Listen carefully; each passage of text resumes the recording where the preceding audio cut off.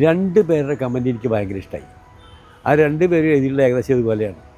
ഒരുപാട് സ്ത്രീകൾ ഉപദ്രവിച്ച ആളല്ലേ അനുഭവിക്കട്ടെ. ബെല്ലടിച്ചിട്ട് ഗേറ്റ് വാതിൽ തുറന്നു കഴിഞ്ഞാൽ എന്നെ കണ്ടുകൊണ്ട് അയ്യോ എന്ന് പറഞ്ഞ് ഗേറ്റ് അടക്കും. ഷൂട്ടിങ്ങിന് വരമ്പത്തൂടെ പോകുന്ന സമയത്ത് കറ്റിയിട്ട് വരുന്ന സ്ത്രീ എന്നെ കണ്ട് മുമ്പിൽ വന്നു കറ്റിയിട്ടിട്ട് ഓടി. എൻ്റെ ചെറുപ്പം മുതലുള്ള എൻ്റെ വളർച്ചയുടെ ഏറ്റവും വലിയൊരു പങ്ക് വഹിച്ചുള്ള സ്ഥലമാണ് മൂർക്കനിക്കര എന്ന് പറയും. അവിടുന്ന് തുടങ്ങിയതാണ് ഞാൻ തുടങ്ങി. ടി.ജി. രവിചേട്ടൻ ഒറ്റയ്ക്കല്ല, കാരണം ഞാൻ താമസിക്കുന്ന വീടിൻ്റെ പേര് അമ്പിളി എന്നാണ്, എൻ്റെ വൈഫിൻ്റെ പേരാണ്. അപ്പോൾ ആ വീട്ടിലാണ് ഞാൻ താമസിക്കുന്ന, അമ്പിളി എൻ്റെ കൂടെ എന്നുള്ള വിശ്വാസത്തിൽ അങ്ങനെയാണ്. അങ്ങനെ അദ്ദേഹമാണ് എന്നെ ഞാൻ തീരെ പ്രതീക്ഷിക്കാത്ത സമയത്ത് ഉത്തരായനം എന്ന സിനിമയ്ക്ക് വിളിച്ചു പോകും. അപ്പോൾ തീരെ പ്രതീക്ഷിക്കാതെ വന്ന എൻ്റെ സിനിമയുടെ തുടക്കം ഗോവിന്ദൻ എന്ന ക്യാരക്ടറിൻ്റെ പേര് വെച്ചിട്ടാണ്. ഗോവിന്ദൻ എന്ന് പറയുന്നത് എൻ്റെ അച്ഛൻ്റെ പേരാണ്.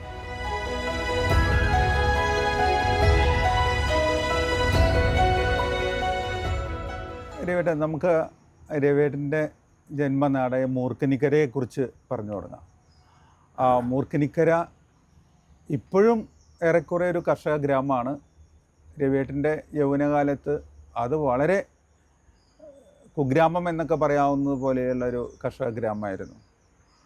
അവിടെയാണ് രവിയേട്ടൻ പഠിച്ചതും വളർന്നതും കുടുംബമൊക്കെ. അക്കാലത്തെക്കുറിച്ച്, ആ ഗ്രാമത്തെക്കുറിച്ചൊന്ന് പറയാമോ? 44 ജനിക്കുന്നത്, 1944. ചെറുപ്പകാലം മുഴുവൻ മൂർക്കനിക്കര എന്ന് പറഞ്ഞ സ്ഥലത്ത് തന്നെയാണ്. മൂർക്കനിക്കര നേരത്തെ ഈ പറഞ്ഞ പോലെ തന്നെ പരിപൂർണമായിട്ടും കർഷക ഗ്രാമമായിരുന്നു. ഒരു വ്യവസായമോ ആകെ ഒരു നെല്ലുത്ത് കമ്പനി മാത്രം ഉണ്ടായിരുന്നുള്ള എൻ്റെ ഒരു ഓർമ്മ ഉണ്ടായിരുന്നു. അതിലപ്പുറമൊന്നുമില്ല അവിടെ. അപ്പോൾ അങ്ങനെയുള്ളൊരു ഗ്രാമമായിരുന്നു അത് നേരത്തെ. പക്ഷേ നല്ല ഒന്നാന്തരം പുഴയും പാടവും കാണാൻ നല്ല ഭംഗിയുള്ളൊരു ഗ്രാമം. അത് കഴിഞ്ഞ് കുറച്ച് കഴിഞ്ഞപ്പോഴേക്കും എന്താണെന്ന് പറഞ്ഞാൽ അതിൽ പതുക്കെ ഈ സാധാരണ വരുന്ന ഡെവലപ്മെൻറ്റ് അവിടെയും വരാൻ തുടങ്ങി. ഇപ്പോൾ ഒരു കുഗ്രാമെന്നോ ഒരു ഗ്രാമെന്നോ പറയാൻ പറ്റാത്ത രീതിയിൽ നമ്മുടെ തൃശ്ശൂർ ടൗണിൻ്റെ ജസ്റ്റ് സബർബ് എന്നുള്ള മാതിരി അങ്ങനെ ഡെവലപ്പ് ചെയ്ത് വന്നൊരു സ്ഥലമായിട്ട് ഇപ്പോൾ അതിനകത്ത് വ്യവസായങ്ങളുണ്ട്. അന്ന് പിന്നെ ഈ കൃഷി ആയതുകൊണ്ട് വിദ്യാഭ്യാസം ഉള്ള ആൾക്കാർ പൊതുവെ കുറവായിരുന്നു. മിക്ക ആൾക്കാരും കൃഷിപ്പണിക്കാരും പാട്ടത്തിന് കൃഷി ചെയ്യുന്ന ആൾക്കാരുണ്ട് എല്ലാവരും. അല്ലാണ്ട് ജന്മിമാരായിട്ടുള്ള ആൾക്കാർ, സ്വന്തം ഭൂമിയുള്ള ആൾക്കാരൊക്കെ വളരെ ചുരുക്കാം. പക്ഷേ ആ കാലഘട്ടമൊക്കെ പിന്നീട് സർക്കാരിൽ വന്ന ചില മാറ്റങ്ങളനുസരിച്ച് തന്നെ സ്വന്തമായിട്ടുള്ള ഭൂമിയും കൃഷിഭൂമിയൊക്കെ ഉണ്ടാകാൻ തുടങ്ങി. അവിടെ നിന്ന് തുടങ്ങിയിട്ടാണ് പിന്നെ വിദ്യാഭ്യാസവും കുട്ടികളെ പഠിക്കാൻ വേണ്ടിയിട്ടൊക്കെ തുടങ്ങിയത് അങ്ങനെയാണ്. അപ്പോൾ ആ സമയത്ത് ഞാൻ പഠിച്ചത് ഒരു സർക്കാർ സ്കൂളുണ്ട്, മൂർക്കനിക്കര സ്കൂള്. ഇന്ന് പക്ഷേ ആ സ്കൂൾ കണ്ടാൽ മനസ്സിലാവില്ല. കാരണം ഞങ്ങളുടെ റവന്യൂ മന്ത്രി രാജൻ ഞങ്ങളുടെ MLA ആണ്. അപ്പോൾ അദ്ദേഹം വന്നതിന് ശേഷമാണ് ആ സ്കൂൾ വളരെയധികം പുതുക്കിപ്പണിത് ഒരു ഹൈടെക് സ്കൂളായിട്ട് മാറിയിട്ടുണ്ട്. അപ്പോൾ ആ പഴയ സ്കൂളെന്ന് പറഞ്ഞു കഴിഞ്ഞാൽ ഒരു ഓടിട്ട സാധാരണ ഒരു വരയും അതിൻ്റെ സൈഡിലൊരു കിണർ, ഒരു ഈ കുട്ടികൾക്ക് പായസം വയ്ക്കാനുള്ള ഒരു ഷെഡ്. ഈ പായസം വയ്ക്കുക എന്ന് പറഞ്ഞു കഴിഞ്ഞാൽ കൊള്ളിപ്പൊടിയുടെ അകത്ത് കുറച്ച് ശർക്കര ഇടുക ചെയ്യുക. അപ്പോൾ ആ കാലത്താണ് ഞാൻ മറ്റേ എൻ്റെ 1ാം ക്ലാസ് അവിടെയാണ്. 1 മുതൽ 5 വരെ അവിടെയാണ്. വളരെ ഒരു ഉള്ളിലോട്ട് നിൽക്കുന്ന ഒരു സ്ഥലം എന്ന് അറിയാൻ വേണ്ടിയിട്ടൊരു കാര്യം ഞാൻ പറഞ്ഞുതരാം. അതായത് ഞാൻ 4ാം ക്ലാസ് പഠിക്കുന്ന സമയത്ത് ഈ ആൺകുട്ടികളും പെൺകുട്ടികളും മത്സരിച്ചുകൊണ്ട് ഈ ചൂടുള്ള കാലത്ത് സംഭാരം ഉണ്ടാക്കി കൊടുക്കും. ഞങ്ങൾ തന്നെ സംഭാരം സപ്ലൈ മറ്റേ സ്കൂളിൽ സപ്ലൈ ചെയ്യാൻ പറ്റും. അപ്പം അന്ന് ഈ ആൺകുട്ടികളാണോ പെൺകുട്ടികളാണോ മുമ്പിൽ എന്നുള്ള ഒരു രീതിയുണ്ട്, ഒരു കോമ്പറ്റീഷൻ. ആൺപിള്ളേരുടെ ലീഡർ ഞാനായിരുന്നു. അപ്പോൾ ഈ സംഭാരം ഉണ്ടാക്കാൻ വേണ്ടി ഒരു കലമുണ്ട്, മങ്കരി എന്ന് പറഞ്ഞ സ്ഥലം ഒരു കലമുണ്ട്. ഒരു ദിവസം ഒരു തർക്കം വന്നു അന്ന് ആരാണ് ചെയ്യേണ്ടത് കാര്യത്തെക്കുറിച്ച്. അങ്ങനെ മംഗലിക്ക് വേണ്ടി ഒരു ലേഡി റെപ്രസെൻറ്റേറ്റീവും ഞാനും കൂടി പിടിവലിയായപ്പോൾ കലം താഴെ വീണ് പൊട്ടി. അപ്പോൾ അന്ന് ഞങ്ങളുടെ ഒരു മാഷുണ്ട്. മാഷ് വന്നിട്ട് പറഞ്ഞു, നിങ്ങളെ ഞാൻ ഈ കുമ്പാരക്കുണ്ടിലേക്ക് വിടുന്നു പറഞ്ഞു. എന്ന് പറഞ്ഞു കഴിഞ്ഞാൽ എന്തോ കുഴപ്പം പിടിച്ച സ്ഥലമാണെന്നാണ് നമ്മുടെയൊക്കെ ധാരണ. അതായത് നടത്തറ ഒരുപാട് ഈ കലം ഉണ്ടാക്കുന്ന ആൾക്കാരാണ്. അപ്പോൾ ആ സ്ഥലം അതുകൊണ്ട് അവിടേക്ക് വിടുന്നതാണ് ഈ പറഞ്ഞത്. അപ്പം അന്ന് ഞങ്ങളെ സംബന്ധിച്ച് നടത്തറ എന്ന് പറഞ്ഞ സ്ഥലം ഒരുപാട് ദൂരെയാണ്. കാരണം കുട്ടിക്കാലത്ത് പ്രത്യേകിച്ചും നടത്തറയൊന്നും വലിയ നമുക്കൊന്നും വളരെ അടുത്തറിയുന്ന സ്ഥലമല്ല. അല്ല. അപ്പോൾ അങ്ങനൊരു സ്ഥലത്താണ് ഞാൻ ജനിച്ചതും വളർന്നതും. പക്ഷേ മനോഹരമായിട്ടുള്ള ഒരു പുഴ അവിടെ ഉണ്ട്, അമ്പലമുണ്ട്, നല്ല പാടങ്ങളുണ്ട്. ഞാനൊക്കെ സാധാരണ കാലത്ത് എണീക്കുമ്പം മുഴുവൻ കിളികളുടെ ഒരുപാട് ശബ്ദങ്ങൾ കേൾക്കാം. പിന്നെ മാത്രമല്ല നല്ല മഴക്കാലം വരുമ്പോൾ അവിടെ വെള്ളം വീട്ടിൽ കയറില്ല, പക്ഷെ പറമ്പിനകത്ത് കയറും. പറമ്പിനകത്ത് കയറി കഴിഞ്ഞ് കഴിഞ്ഞാൽ ഞങ്ങൾക്ക് സന്തോഷമാണ്, കുട്ടികൾക്കൊക്കെ സന്തോഷമാണ്. എന്തറിയോ, ഈ പറമ്പിനകത്ത് കയറി കഴിഞ്ഞ് കഴിഞ്ഞാൽ ഈ വെള്ളം ഇറങ്ങി പോകുമ്പോൾ മിക്കവാറും മലമ്പാമ്പുണ്ടാവും. അതവിടെ ഈ കവുങ്ങിൻ്റെ ചുറ്റും ഇങ്ങനെ ചുറ്റിക്കിടക്കുന്നുണ്ടാവും. അത് കഴിഞ്ഞാൽ ഈ മലമ്പാമ്പിനെ കണ്ടില്ലെങ്കിൽ തന്നെ രാത്രി ആകുമ്പോൾ കോഴിയുടെ ശബ്ദം കേൾക്കും. കോഴിയുടെ ശബ്ദം കേട്ട് കഴിഞ്ഞാൽ കോഴിക്കൂട്ടിൽ കയറിയിട്ടുണ്ടാവും പാമ്പെന്നർത്ഥം. അപ്പോൾ അത്തരത്തിലുള്ള ഒരു ഞങ്ങൾക്കുള്ള സന്തോഷം എന്ന് വെച്ചാൽ പാമ്പിൻ്റെ ഉപദ്രവമല്ല, ഈ മലമ്പാമ്പിനെ കാണാമല്ലോ എന്നുള്ളതാണ്. അപ്പം അങ്ങനൊരു സ്ഥലമായിരുന്നു മൂർക്കനിക്കര എന്ന് പറഞ്ഞത്. ഇപ്പോൾ വെള്ളം തന്നെ അവിടെ വരുന്നില്ല, പാടങ്ങളില്ല, ഇഷ്ടംപോലെ വീടുകളായി, കൃഷി വളരെ ചുരുങ്ങി. അതുകൊണ്ട് തന്നെ ഈ ഉള്ള കൃഷി തന്നെ ആരും പണിയാത്തൊരവസ്ഥ വന്നു. അങ്ങനെയൊക്കെയാണ് അതിൻ്റെ ഒരവസ്ഥ.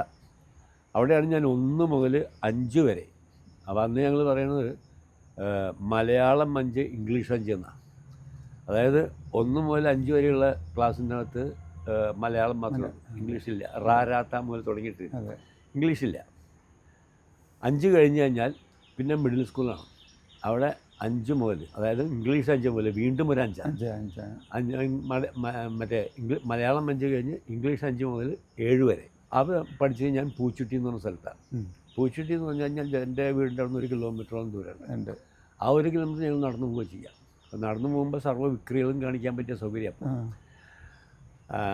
എൻ്റെ അച്ഛനൊരു സ്കൂൾ മാഷായിരുന്നു, ഗോവിന്ദനെഴുത്തച്ഛൻ അറിയാം.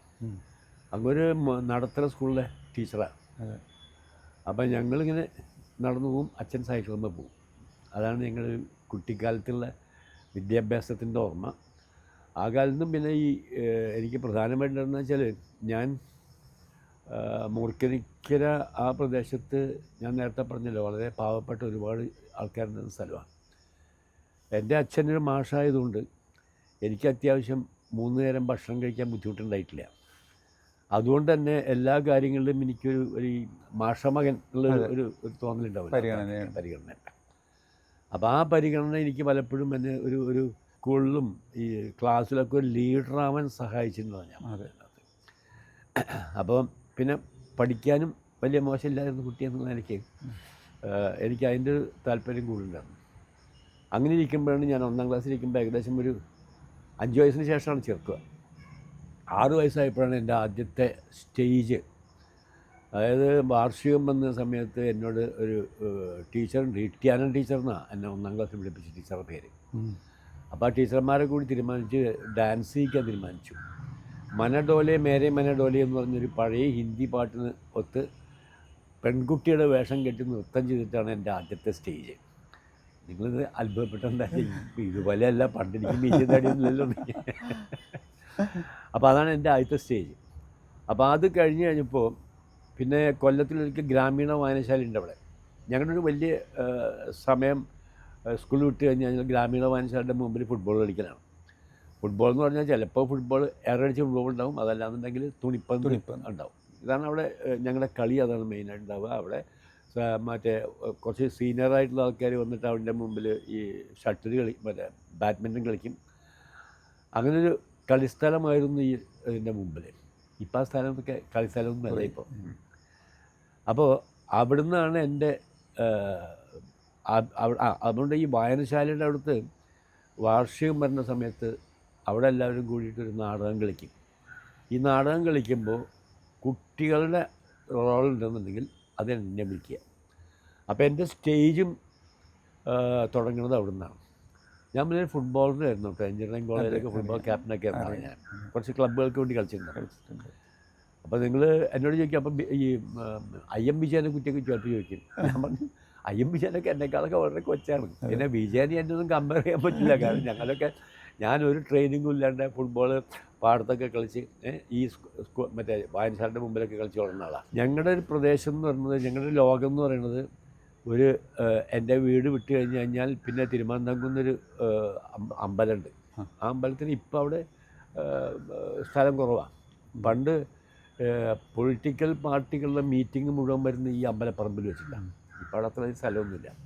അപ്പോൾ ആ ഒരു അമ്പലത്തിൽ എന്ന് പറഞ്ഞു കഴിഞ്ഞാൽ എൻ്റെ വീടിൻ്റെ അവിടെ നിന്ന് ശരിക്കും പറഞ്ഞു കഴിഞ്ഞാൽ കഷ്ടിച്ചൊരു 1 കിലോ അര കിലോമീറ്റർ ഉണ്ടാവുള്ളൂ. പക്ഷേ ഈ 1/2 കിലോമീറ്ററിൽ അമ്പലത്തിൻ്റെ അടുക്ക് വരെ ഞങ്ങൾ പോയിട്ടില്ല. കാരണം അവിടെ ഇങ്ങനെ ഒരു ചെറിയ വഴിയാണ്, വണ്ടിയൊന്നും പോകാത്തൊരു വഴിയാണ്. കഷ്ടിച്ച് ഈ മാട്ടം എന്ന് പറയും നമ്മൾ വെയിൽ കെട്ടുന്നത്. ആ മാട്ടത്തിൻ്റെ മേലെ ഒരു കാളവണ്ടി പോയി കഴിഞ്ഞ് കഴിഞ്ഞാൽ ഒരഞ്ഞുണ്ടാവും 2 സൈഡിലും. അത്ര വീതിയുള്ളൂ നടത്താം. അപ്പോൾ സാധാരണ എനിക്ക് അധികം വണ്ടികളൊന്നും വരാത്തൊരു സ്ഥലമാണ്. ആദ്യം ട്രാൻസ്പോർട്ടിങ് ആ വഴിക്കൊന്നും ബസ്സില്ല. ബസ് വരുന്നത് ഞങ്ങളിപ്പോൾ മൂർക്കനിക്കര സിറ്റി എന്ന് വിളിക്കുന്ന സ്ഥലമുണ്ട്. ആ മൂർക്കനിക്കര സിറ്റി വരെയാണ് ബസ്സുള്ളത്. അവിടെ ആകെ ഒരു ബസ്സാണ്, ശ്രീകൃഷ്ണ ബസ് സർവീസ് എന്ന് പറയുന്നത്.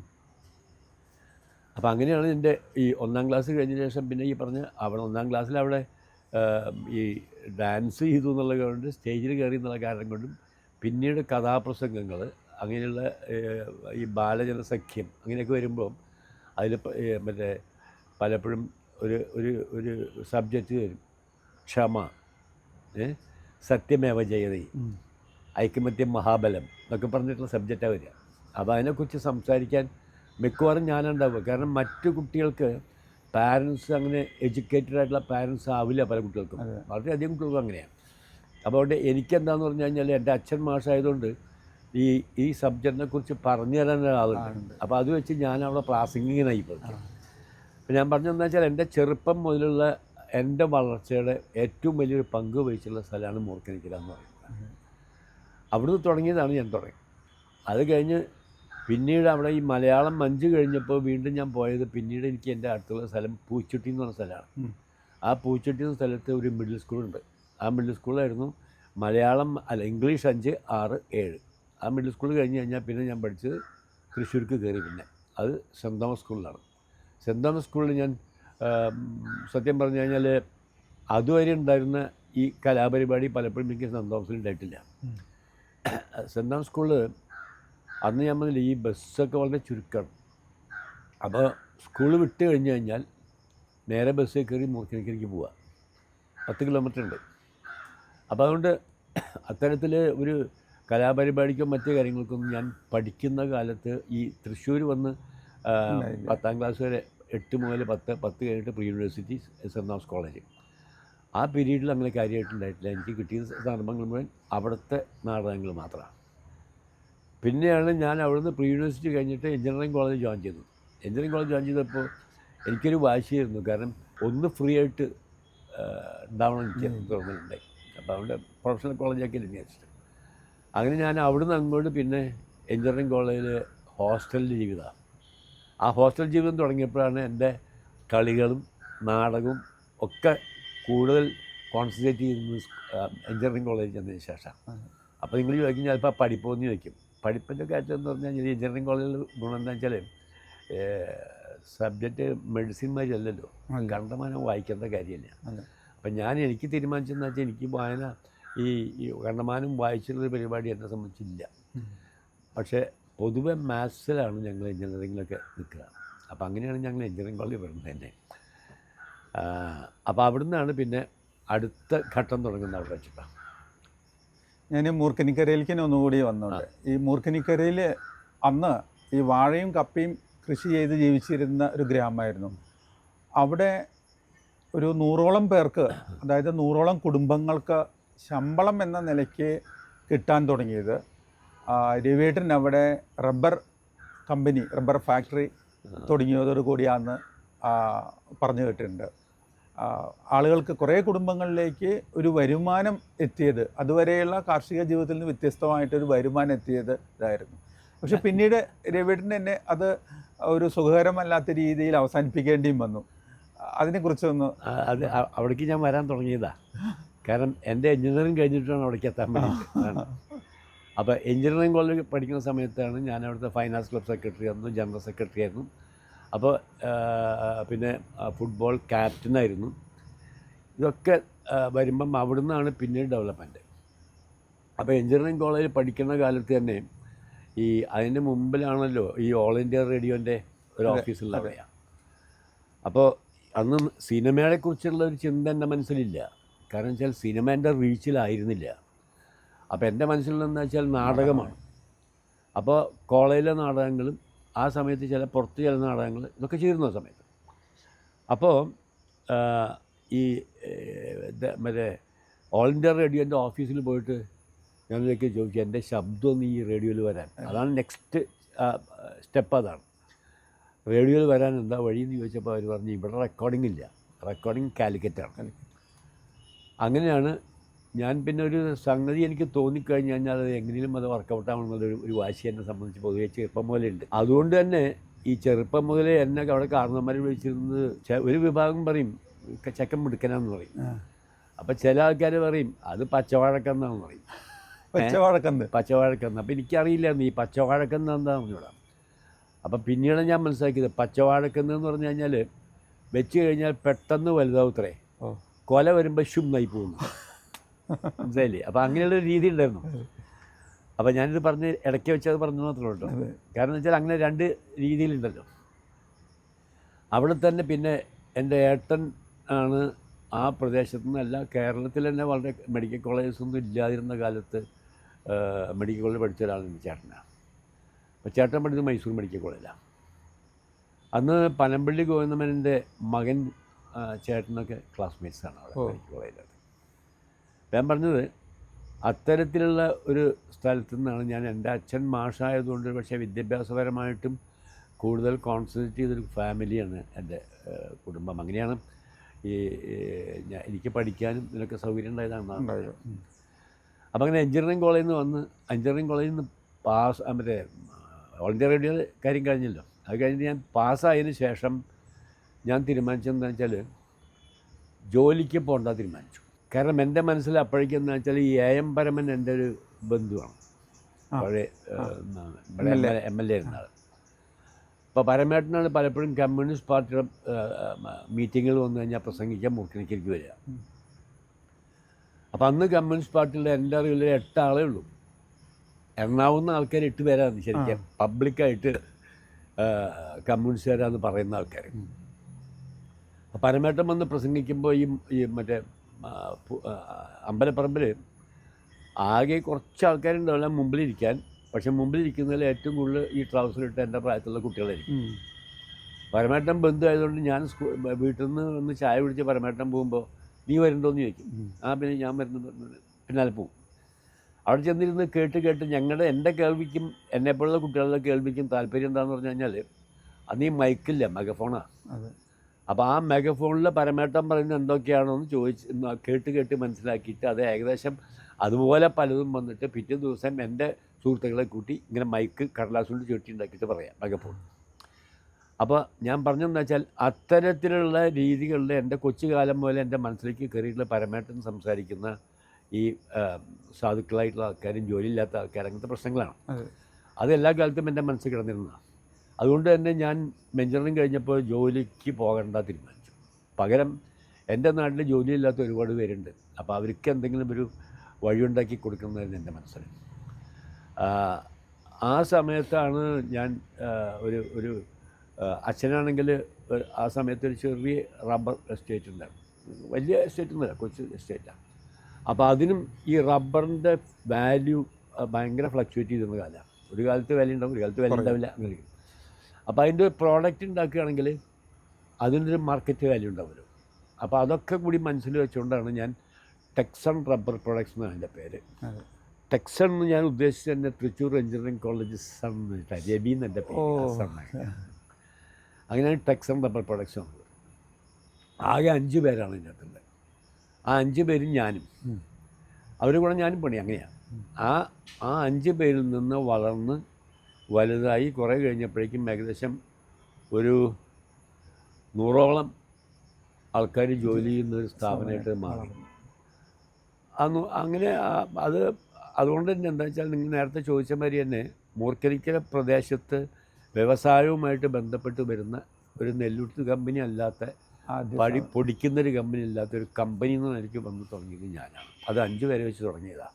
വളരെ അഭിമാനത്തോടെ എനിക്ക് പറയാൻ തോന്നുന്നത് വെച്ചാൽ ഞാൻ ഈ പുറത്ത് പലതൊക്കെ കണ്ടു വളർന്ന ഒരാളായതുകൊണ്ട് ഞങ്ങളുടെ നാട്ടിൽ പരിചയമില്ലാത്ത ഒരു സംഗതിയാണ് ഈ പുറത്ത് ടൂറിന് പോകുക എന്നുള്ളത്. അപ്പോൾ ആദ്യമായിട്ട് ഞാൻ എഞ്ചിനീയറിംഗ് അവിടെ ഇൻഡസ്ട്രി തുടങ്ങിയപ്പോൾ എൻ്റെ കമ്പനിയിലുള്ള ജോലിക്കാരെ ഓണത്തിൻ്റെ ദിവസം ഞാൻ എവിടേക്കെങ്കിലും ടൂറിന് കൊണ്ടുപോകും. അത് പൊതുവേ അവസാനം കുറച്ച് കഴിഞ്ഞിട്ട് പല റബ്ബർ കമ്പനികളും വന്ന സമയത്ത് ആ റബ്ബർ കമ്പനികളുടെ സംസ്കാരമായിട്ട് മാറി. ഈ ഓണം വരുമ്പോഴോ അല്ലെങ്കിൽ എപ്പോഴെങ്കിലും ഈ കുട്ടികളെല്ലാവരും ചില സ്ഥാപനങ്ങൾക്ക് അങ്ങനെയുണ്ട്. അത് ആ മൂർക്കനിക്ക പ്രദേശത്ത് ആ ചുറ്റുവട്ടത്ത് ആദ്യം തുടങ്ങുന്ന ഞാനാണ്. സത്യത്തിൽ പറഞ്ഞാൽ ആ കാലഘട്ടത്തിലാണ് ഇവിടെ ഒല്ലൂർ നിയോജകമണ്ഡലത്തിലെ ഇലക്ഷനും നിൽക്കാൻ എൻ്റെ അടുത്ത് വരുന്ന അങ്ങനെയാണ്. അത് അന്ന് മാമക്കുട്ടിയേട്ടനാണ് ഇവിടുത്തെ സെക്രട്ടറി, CPM സെക്രട്ടറി. പക്ഷേ അതിന് മുമ്പ് എൻ്റെ അടുത്ത് വരാനൊരു കാരണമുണ്ട്. ഈ അടിയന്തരാവസ്ഥ കാലത്ത് ഒളിവിലിരിക്കുന്ന ചില നേതാക്കന്മാരെ ഒരു സ്ഥലത്ത് നിന്ന് മറ്റൊരു സ്ഥലത്തേക്ക് മാറ്റാനുള്ളൊരു ചുമതല എനിക്ക് തന്നിരുന്നു പറഞ്ഞാൽ 2 കാരണം കൊണ്ടാണ്. ഒന്ന്, എൻ്റെ കയ്യിലൊരു കാറുണ്ട് സ്വന്തമായിട്ട്. ഈ ഇൻഡസ്ട്രി തുടങ്ങിയതിന് ശേഷം ഒരു കാറുണ്ട്. മറ്റൊന്നെന്താ വെച്ചാൽ ഈ പബ്ലിക് ഓപ്പണായിട്ട് പൊളിറ്റിക്സിൽ വന്ന ഒരാളല്ല ഞാൻ. എന്നാൽ മനസ്സിൻ്റെ അകത്ത് ഇതുണ്ട് എന്നുള്ളത് പരമേട്ടൻ വഴിക്കൊക്കെ അറിയുകയും ചെയ്യാൻ. അതുകൊണ്ട് അത്തരത്തിലുള്ള ആളാകുമ്പോൾ എന്താ വെച്ചാൽ പോലീസുകാർ കണ്ണിൻ്റെ അകത്ത് നമ്മൾ പെടാതെ പോകാൻ പറ്റും. അതുകൊണ്ടാണ് ഒരാളെ എന്നെ ആയിരുന്നത്. വേറെ പല ആൾക്കാരുടെ തമ്മിലറിയില്ല. അപ്പോൾ അന്ന് അങ്ങനെ ഒരു രീതിയിലേക്കാണ് ഞാൻ തുടങ്ങി. എൻ്റെ അടുത്ത് വന്ന് ചോദിച്ചപ്പോൾ ഞാൻ പറഞ്ഞില്ല, എനിക്ക് ഓപ്പൺ പൊളിറ്റിക്സിൽ താല്പര്യമില്ല. പ്രായമായല്ലോ, എഞ്ചിനീയറിംഗ് കോളേജിൽ കഴിഞ്ഞ് വന്ന ഓപ്പൺ പൊളിറ്റിക്സിൽ എനിക്ക് താല്പര്യമില്ല. പക്ഷേ എനിക്ക് നിങ്ങളുടെ ആശയങ്ങളോട് താല്പര്യമുണ്ട്. അപ്പോൾ അതുകൊണ്ട് ഞാനിങ്ങനെ എൻ്റെ കാര്യങ്ങളും എൻ്റെ ചുമതല എന്ന് വിചാരിച്ച് ഞാൻ പറഞ്ഞവരോട്, എൻ്റെ ചുമതല എന്ന് പറയുന്നത് എൻ്റെ നാട്ടിലെ പണിയില്ലാത്ത കുറേ ആൾക്കാർക്ക് പണി ഉണ്ടാക്കി കൊടുക്കുക എന്നുള്ളതാണ്. അത് ഞാനിപ്പോൾ ഏകദേശം ഈ ലെവലിൽ എത്തിയിട്ടുണ്ട്. മാത്രമല്ല, ഞാനൊരിക്കൽ എൻ്റെ കമ്പനിയായിട്ട് ബന്ധപ്പെട്ടുള്ള സംഗതിയെക്കുറിച്ച് ഞാൻ അറിയുന്നത്, എനിക്കെന്നൊരു ബോധ്യം വരുന്നത്, ഒരിക്കൽ ഞാൻ കാറും കൊണ്ട് എൻ്റെ സിസ്റ്റർ പൂനെയിലുണ്ടായിരുന്നു. ആ പൂനെയിൽ നിന്ന് തൃശ്ശൂരിൽ നിന്ന് യാത്ര ചെയ്ത് കാറെടുത്ത് പൂനെ വരെ പോകുമ്പോൾ ഈ പോകുന്ന വഴിയിലൊക്കെ ഈ ടെക്സൺ റബ്ബർ വിൽക്കുന്ന സ്ഥലങ്ങളുണ്ട്. അപ്പോൾ ആ ലെവൽ വരെ ഞാൻ അവിടേക്ക് എത്തി എന്ന് തന്നെ എനിക്ക് ബോധ്യം വരുന്നത് ഈ പൂനെ വരെയും ബോംബെ വരെയൊക്കെ പോകുമ്പോൾ അവിടെ മുഴുവൻ ഈ നമ്മുടെ ആൾക്കാർ, പ്രത്യേകിച്ച് മൂർക്കനിക്കലുള്ള ആൾക്കാരും മൂർക്കനിക്കിൽ നിന്ന് ബന്ധപ്പെട്ട ആൾക്കാർ, അവരുടെ ബന്ധമുള്ള ആൾക്കാരൊക്കെ അവിടെ റബ്ബർ സെയിൽസുമായിട്ട് ബന്ധപ്പെട്ട് നിൽക്കണം. അങ്ങനെയാണ് ശരിക്കും പറഞ്ഞു കഴിഞ്ഞാൽ മൂർക്കനിക്കലിക്ക് എൻ്റെ ഒരു പ്രവർത്തന രീതി എന്നുള്ളതുകൊണ്ട് ആ കാലത്ത് മൂർക്കനിക്ക ഒരുപാട് പേർക്ക് ജോലി കൊടുക്കാൻ കഴിഞ്ഞു എന്നുള്ളത് എൻ്റെ സംതൃപ്തിയാണ്. പിന്നീട് ഈ പറഞ്ഞ മാതിരി അതിൻ്റെ ഡെവലപ്മെൻറ്റ് സ്റ്റേജിൽ എൻ്റെ കയ്യിൽപ്പെടാത്ത പല സംഗതികളും വന്നു എന്നുള്ളതുകൊണ്ട് പിന്നെ അത് എനിക്ക് നിർത്തേണ്ടി വന്നില്ല. പക്ഷെ ആ നിർത്തേണ്ടി വന്നു എന്നുള്ളത് എന്നെ സംബന്ധിച്ച് ഇന്നും സങ്കടമൊന്നുമില്ല. കാര്യം എന്താ വെച്ചാൽ എൻ്റെ ഒരു എയിം ഞാനത് സാധിച്ചു. അത് കഴിഞ്ഞ് പല ആൾക്കാരും റബ്ബർ ഫാക്ടറി തുടങ്ങി. ആ ഇതേ റബ്ബർ ഫാക്ടറി തന്നെ, ഇതേ ടൈപ്പ് റബ്ബർ ഫാക്ടറിനെ തുടങ്ങി. അവർക്ക് അതനുസരിച്ചുള്ള മറ്റേ ഡെവലപ്മെൻ്റ് ഉണ്ടായി, ഒരുപാട് പേർക്ക് ജോലിയായി. അപ്പോൾ അതുകൊണ്ട് എൻ്റെ എയിം എന്തായിരുന്നു ഏകദേശം അതിൻ്റെ അടുത്ത് ഞാൻ എത്തിച്ചിട്ടാണ് ഞാൻ പിന്നെ അത് സ്റ്റോപ്പ് ചെയ്യുന്നത്. സ്റ്റോപ്പ് ചെയ്യാൻ പല കാര്യങ്ങളുണ്ട്. ഇന്നത്തെ ഒരു മറ്റേ ഇൻഡസ്ട്രിയൽ ഒരു കൾച്ചറോ അല്ലെങ്കിൽ അന്നത്തെ ഒരു അങ്ങനെ അന്തരീക്ഷം അല്ല, അതിൽ വളരെ വ്യത്യാസമായിരുന്നു. അപ്പോൾ ആ സമയത്ത് അങ്ങനെ ഒരു രീതിയിൽ അത് നിർത്തേണ്ടി ഒന്നുമില്ല ശരിക്കും. കാര്യം എന്ന് വെച്ചാൽ അന്ന് കുറച്ച് ഞാൻ പറയും, ഈ ഗവൺമെൻറ് പോളിസീസ് വരെ നമ്മളെ വല്ലാതെ ബുദ്ധിമുട്ടിക്കുന്നുണ്ട് ശരിക്കും ഈ വ്യവസായത്തിന്. അന്ന് ടെക്സൺ റബ്ബർ പ്രോഡക്ട്സ് എന്ന് പറഞ്ഞ ഇൻഡസ്ട്രി തുടങ്ങിയിട്ട് ഒരു ഘട്ടം വന്ന് അതൊന്ന് അടച്ചിട്ടേണ്ട സ്ഥിതി വന്നപ്പോഴാണ് ഞാൻ ഓർക്കുന്നത്, എൻ്റെ ഫാക്ടറിക്ക് ഗേറ്റ് ഇല്ല എന്നുള്ള കാര്യം, വാതിലില്ല അടയ്ക്കാൻ. കാരണം എന്ന് വെച്ചാൽ 24 മണിക്കൂർ ഞാൻ വർക്ക് ചെയ്തിട്ടുണ്ടായിരുന്നില്ല. അങ്ങനെ ആ സമയത്താണ് ഞാൻ ഡെവലപ്പ് ചെയ്ത് വന്നത്. അപ്പോൾ അന്നുണ്ടായ പ്രശ്നം എന്താണെന്ന് വെച്ചാൽ ഒരു കേന്ദ്ര സർക്കാരിൻ്റെ ഒരു റൂള് വന്നപ്പോൾ ഒരു സ്മോൾ സ്കെയിൽ ഇൻഡസ്ട്രീസിൽ നിന്നുള്ള നിലയ്ക്ക് മാത്രമല്ല, ഉണ്ടാക്കുന്ന പ്രോഡക്റ്റിൻ്റെ ക്വാണ്ടിറ്റിയും അതിൻ്റെ വാല്യൂ അനുസരിച്ച് ഒരു സ്ലാബ് വെച്ചു. ആ സ്ലാബിൻ്റെ മേലോട്ട് പോകാൻ പറ്റില്ല. കാരണം ഇതിനൊക്കെ ഇവിടെയുള്ള വലിയ ടയർ ഫാക്ടറിയോട് ഞാൻ കോമ്പറ്റ് ചെയ്യണം. അങ്ങനെയാണെങ്കിൽ അത് പോസിബിൾ ആയിരുന്നില്ല. അതുകൊണ്ട് അങ്ങനെ വന്ന സമയത്ത് എന്താ വെച്ചാൽ പതുക്കെ അവിടെ വെച്ച് സ്റ്റാഗ്നന്റ് സ്റ്റേജിലേക്ക് എത്തി ഫാക്ടറി. അവിടെ നിന്നാണ് പിന്നെ ഒരു ഡൗൺ ട്രെൻഡ് വരുന്നത്. അങ്ങനെയാണ്. അപ്പോൾ അതിനൊരു പരിധി വരെ ആ നിയമങ്ങളും പിന്നെ ഈ ചില പൊളിറ്റിക്കൽ ഇടപെടലിലൊക്കെ അതിൻ്റെ ഭാഗമായിട്ടാണ് ഞാൻ എൻ്റെ മകൻ എൻജിനീയറിങ് കഴിഞ്ഞു, മൂത്ത മകൻ. മകൻ REC ട്രിച്ചി കഴിഞ്ഞു, IIM കൽക്കട്ടയിൽ പഠിച്ചു. ആ സമയത്ത് അവനെ മാരുതിക്ക് ജോലി കിട്ടി. അങ്ങനെ അവിടെ പോയി ഇരിക്കുമ്പോഴാണ് ഞാൻ ഈ ഫാക്ടറിയായിട്ട് ബന്ധപ്പെട്ടാണ് വരാൻ പറഞ്ഞത്. ഒരിക്കൽ ഒരു ഹർത്താലിൻ്റെ സമയത്ത് അവിടെ വന്ന വെറുതെ ഒരു കാരണമില്ലാതെ അവർ മെയിൻ്റനൻസ് നടത്തിക്കൊണ്ടിരിക്കുന്നത് കമ്പനി മുടക്കിയിട്ടതാണ്.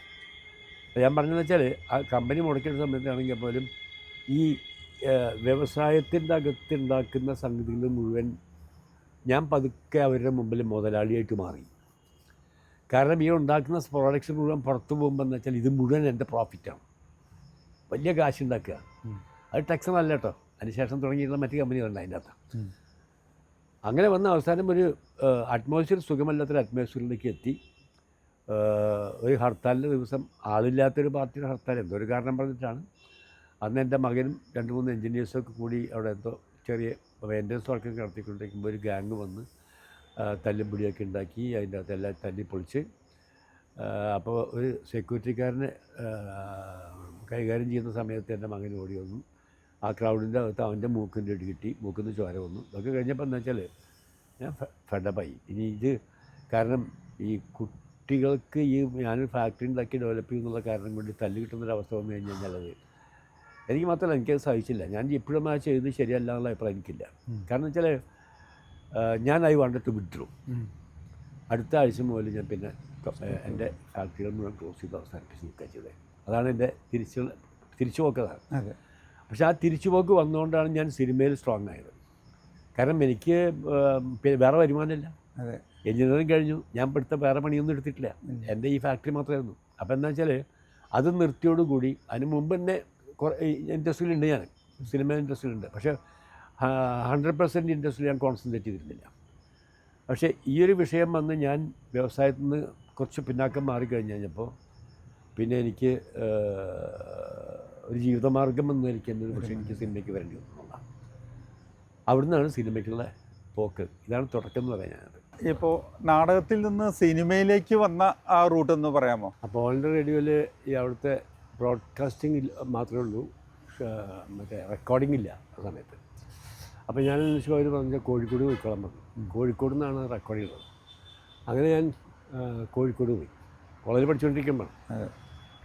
കോഴിക്കോട് ചെന്നിട്ട് ഞാൻ അവിടെ കണ്ടത് ചെന്നപ്പോൾ പറഞ്ഞ് എനിക്ക് വോയിസ് ടെസ്റ്റ് നടത്തണമെന്ന് പറഞ്ഞു. എന്നിട്ട് അതിന് മുമ്പിൽ വന്ന് തിക്കൊടിയനാണ്. തിക്കൊടിയേട്ടനെ ഞാൻ പരിചയപ്പെടുന്നത് ആ ഈ റേഡിയോ നാടകമായിട്ട് ബന്ധപ്പെട്ടിട്ടാണ്. അങ്ങനെ പല നാടകങ്ങൾക്കും പിന്നെ ഞാൻ കോളേജിൽ പഠിക്കുമ്പോൾ തന്നെ ഇടയ്ക്ക് റേഡിയോ നാടകത്തിന് വിളിക്കും. ഞാൻ റേഡിയോ നാടകത്തിന് പോകും, എന്തെങ്കിലും ചില്ലറ കാശിൻ്റെ ഒരു ചെക്ക് കിട്ടും. അപ്പോൾ എനിക്ക് ആ ചെക്ക് വലിയ താല്പര്യം. എന്താ വെച്ചാൽ അച്ഛനോട് കണക്ക് പറയേണ്ട സിനിമ കാണാനുള്ള കാശായി. അപ്പോൾ അങ്ങനെ ഇടയ്ക്ക് കിട്ടുന്നതാണ്. അങ്ങനെയാണ് ഒരു ദിവസം എനിക്ക് തിക്കൊടിയേട്ടൻ്റെ വിളി വരികയാണ്, അതാ നിനക്ക് സിനിമയിൽ അഭിനയിക്കുമെന്ന് ചോദിച്ചു. അപ്പോൾ അതുവരെ എൻ്റെ മനസ്സിൽ സിനിമ ഇല്ല, കാരണം എൻ്റെ റീച്ചിൽ പെട്ടതല്ല ഈ സാധനം. അപ്പം ഞാൻ ആദ്യം പറഞ്ഞതെന്ന് വെച്ചാൽ പോയി പണി നോക്കണമെന്ന് പറഞ്ഞു. പോയി പണി നോക്കണമെന്ന് പറഞ്ഞു. കാരണം വെച്ചാൽ എന്നെ വിളിക്കുന്നത്, കാരണം എൻ്റെ മനസ്സിലില്ലാത്തൊരു സംഗതിയാണല്ലോ. എന്നെ വിളിക്കുന്ന എൻ്റെ സുഹൃത്തുക്കൾ ആരും എന്നെ ഈ തമാശയ്ക്ക് വേണ്ടി വിളിക്കാമെന്ന് ഞാൻ വിചാരിച്ചു. ഞാൻ ശബ്ദം ശ്രദ്ധിച്ചില്ല. അത് അദ്ദേഹത്തിന് മനസ്സിലായി. അപ്പോൾ അദ്ദേഹം പറഞ്ഞിടാം, നിൻ്റെ കൂട്ടുകാരല്ല വിളിക്കുന്നത്, ഞാൻ തിക്കൊടിയേട്ടൻ തന്നെയാണ്. തിക്കൊടിയേട്ടൻ തന്നെ പറഞ്ഞത്, തിക്കൊടിയേട്ടൻ തന്നെയാണ് പറഞ്ഞിട്ട് ഞാൻ വിളിക്കുന്നത് അങ്ങനെയാണ്. ശബ്ദം കേട്ട് എനിക്ക് മനസ്സിലായിരുന്നു. അപ്പം സോറിയൊക്കെ പറഞ്ഞു കേട്ടത്. അതിന് നിനക്ക് ജി അരവിന്ദിൻ്റെ ഒരു സിനിമയുണ്ട്, അതിൽ ഒരു ചെറിയ റോൾ നിനക്ക് തരാൻ തീരുമാനിച്ചിട്ടുണ്ട്. കാരണം എന്ന് വെച്ചാൽ അദ്ദേഹത്തിന് ഞാൻ ഈ നാടകം ചെയ്യുമ്പോൾ മുഴുവൻ, ഓൾ ഇന്ത്യ റേഡിയോയുടെ നാടകം ചെയ്യുമ്പോൾ മുഴുവൻ ഞങ്ങളുടെ ഈ നാടകത്ത് സെറ്റ് ചെയ്യാൻ സംവിധാനം ചെയ്യാനൊക്കെ ഇദ്ദേഹം വരിക, അറിയാലോ ഇത്തിക്കൂടി. പിന്നെ അപ്പോൾ അദ്ദേഹത്തിന് ഞാൻ എൻ്റെ ഒരു ശബ്ദത്തിൻ്റെ രീതി അദ്ദേഹത്തിന് മനസ്സിലായിട്ടുണ്ട്. ശബ്ദ നിയന്ത്രണമൊക്കെ റേഡിയോയിൽ അതാണല്ലോ മെയിൻ ഉണ്ടാവുക. അപ്പോൾ അത് അദ്ദേഹത്തിന് മനസ്സിലായിട്ടുണ്ട്. മാത്രമല്ല കാലിക്കറ്റ് ഒരു നാടക മത്സരം വന്ന സമയത്ത് ഞങ്ങളൊരു നാടകം കൊണ്ടുപോയിട്ടുണ്ടായി. അപ്പം നാടക സ്റ്റേജും അദ്ദേഹം കണ്ടിട്ടുണ്ട്. അങ്ങനെ അദ്ദേഹമാണ് എന്നെ ഞാൻ തീരെ പ്രതീക്ഷിക്കാത്ത സമയത്ത് ഉത്തരായനം എന്ന സിനിമയ്ക്ക് വിളിച്ചത്. ഇവിടെ പറഞ്ഞ് നാളെ കാലത്ത് ഈ ഒരു പണി കൊയിലാണ്ടിക്ക് പോയോ, അവിടെ അഡ്രസ്സൊക്കെ തന്നു. അന്ന് പിന്നെ വേറെ ഈ മറ്റേ മൊബൈലൊന്നുമില്ല. അങ്ങനെ ഞാൻ കൊയിലാണ്ടി പോയി ബസ് ഇറങ്ങി തപ്പിപ്പിടിച്ച് ഈ സ്ഥലം കണ്ടുപിടിച്ച് അവിടെ ചെന്ന് കഴിഞ്ഞപ്പോൾ അദ്ദേഹത്തിന് കണ്ടു. ആദ്യം എനിക്ക് ആരെയും പരിചയമില്ല, എനിക്ക് പരിചയമുള്ളത് തിക്കൊടിയേട്ടനെയാണ്. അപ്പോൾ അദ്ദേഹം എന്നെ കൊണ്ടുപോയിട്ട് നിർത്തിയത് രണ്ടാൾക്കാരുടെ മുമ്പിൽ എന്ന് പറഞ്ഞാൽ ഒന്നും മങ്കട രവിവർമ്മയാണ്. മങ്കട രവിവർമ്മ എന്ന ക്യാമറ, രണ്ടാമത്തെ ആൾ ആർട്ടിസ്റ്റ് നമ്പൂരിയാണ്. അപ്പോൾ നമ്മുടെ മുമ്പിൽ ഈ ഒരു മഹാപർവ്വതമായിട്ടുള്ള ആൾക്കാർ ഇങ്ങനെ വന്ന് നിൽക്കണം. എൻ്റെ മുമ്പിൽ ഞാൻ നിൽക്കുമ്പോൾ എന്നെ സംബന്ധിച്ച് അല്പം ഭയമായിരുന്നു. പിന്നെ ജി അരവിന്ദൻ സംവിധായകൻ. സംവിധായകൻ. അപ്പോൾ ഇവരുടെ മുമ്പിൽ നിൽക്കുമ്പോൾ എനിക്കുണ്ടായിരുന്നൊരു പരിഭ്രമമുണ്ട് ശരിക്കും. കാരണം ഞാൻ ആരുടെ മുമ്പിൽ അങ്ങനെ പരിഭ്രമിക്കുന്ന ഒരാളായിരുന്നില്ല ആ കാലത്തൊക്കെ. അത്തരത്തിലൊരു ശരി ഈ ബോൾഡായിട്ട് നിൽക്കുന്ന ആളാണ്. പക്ഷെ എനിക്കെന്നൊരു ചെറിയ പേടി തോന്നിയെന്ന് പറഞ്ഞാൽ ഇവരെ കണ്ടുകൊണ്ട് ഇവരുടെ മുമ്പിൽ നിന്ന് നിൽക്കുമ്പോഴുള്ളൊരു പരിഭ്രമമുണ്ട് എന്നെ സംബന്ധിച്ചോളം. അഭിനയിക്കാൻ പറയുമല്ലോ എന്നോട്, അതാണ് എൻ്റെ മനസ്സിലുള്ള തോന്നലേ. പക്ഷെ അവരൊന്നും ചോദിച്ചില്ല. ഉച്ചയായപ്പോൾ ഭക്ഷണം കഴിക്കാൻ വരാൻ പറഞ്ഞ് ഒരുമിച്ച് നിന്ന് ഭക്ഷണമൊക്കെ കഴിച്ചു. 2 ദിവസം കഴിഞ്ഞ് കഴിഞ്ഞപ്പോഴേക്കും ഷൂട്ടിംഗ് തുടങ്ങി. ഗോവിന്ദൻ എന്ന് പറയുന്ന ക്യാരക്ടറാണ് ഞാൻ ചെയ്തത്. അപ്പോൾ തീരെ പ്രതീക്ഷിക്കാതെ വന്ന എൻ്റെ സിനിമയിൽ തുടക്കം ഗോവിന്ദൻ എന്ന ക്യാരക്ടറിൻ്റെ പേര് വെച്ചിട്ടാണ്. ഗോവിന്ദൻ എന്ന് പറയുന്നത് എൻ്റെ അച്ഛൻ്റെ പേരാണ്. അപ്പോൾ അത് രണ്ടും കൂടി വെച്ച് ഞാൻ പറഞ്ഞാൽ തീരെ പ്രതീക്ഷിക്കാതെ തുടങ്ങുന്നത് എൻ്റെ അച്ഛൻ്റെ പേരുള്ള ക്യാരക്ടർ ചെയ്തിട്ടാണ് ഞാൻ പറഞ്ഞത്. അതാണ് ഉത്തരായനം. അപ്പോൾ ഉത്തരായനം തുടങ്ങുമ്പോൾ ഉത്തരായനം കഴിഞ്ഞ് ഞാൻ എൻ്റെ ഷൂട്ടിങ്ങൊക്കെ കഴിഞ്ഞ് എല്ലാം കഴിഞ്ഞ് കഴിഞ്ഞപ്പോൾ സിനിമ റിലീസ് ചെയ്യാൻ വരുമ്പോൾ എൻ്റെ ഒരു ധാരണ എന്താ വെച്ചാൽ എന്നെ കാണുമ്പോൾ ഈ ആൾക്കാർ കൂട്ടം കൂടുമല്ലോ, മോഹങ്ങളല്ലേ പലതും. പക്ഷേ ചെറിയൊരു ക്യാരക്ടർ അന്ന് ഈ സിനിമകൾ മുഴുവൻ അവാർഡ് സിനിമ എന്നുള്ള കാറ്റഗറിയിൽ പെടണം. അവാർഡ് സിനിമയ്ക്ക് കാണാൻ ഒരു പ്രത്യേക സെറ്റ് ഓഫ് ആൾക്കാരേ ഉള്ളൂ. കമേഴ്ഷ്യൽ മൂവിക്കാൻ ആൾക്കാർ കൂടി ഉണ്ടാവും. അധികം ആൾക്കാരെ സിനിമ കാണാൻ വന്നില്ല. ഒരു സെറ്റ് ഓഫ് ആൾക്കാരുണ്ടായിരുന്നു, കാണാൻ വന്നില്ല. മാത്രമല്ല ഞാൻ ഒരു ചെറിയ ക്യാരക്ടറാണ് ചെയ്തത്.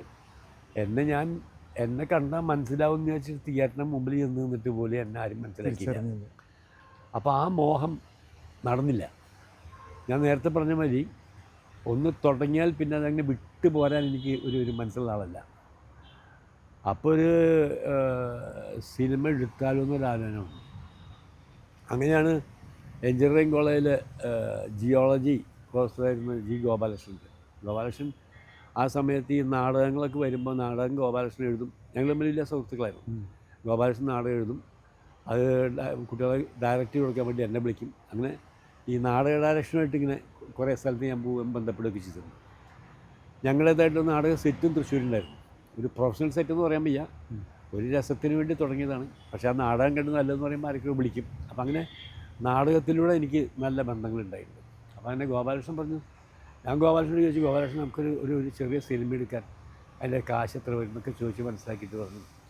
ബ്ലാക്ക് ആൻഡ് വൈറ്റ് സിനിമയാണ് അന്ന്, മറ്റേ കളറിലേക്കൊന്നും എത്തിയില്ല.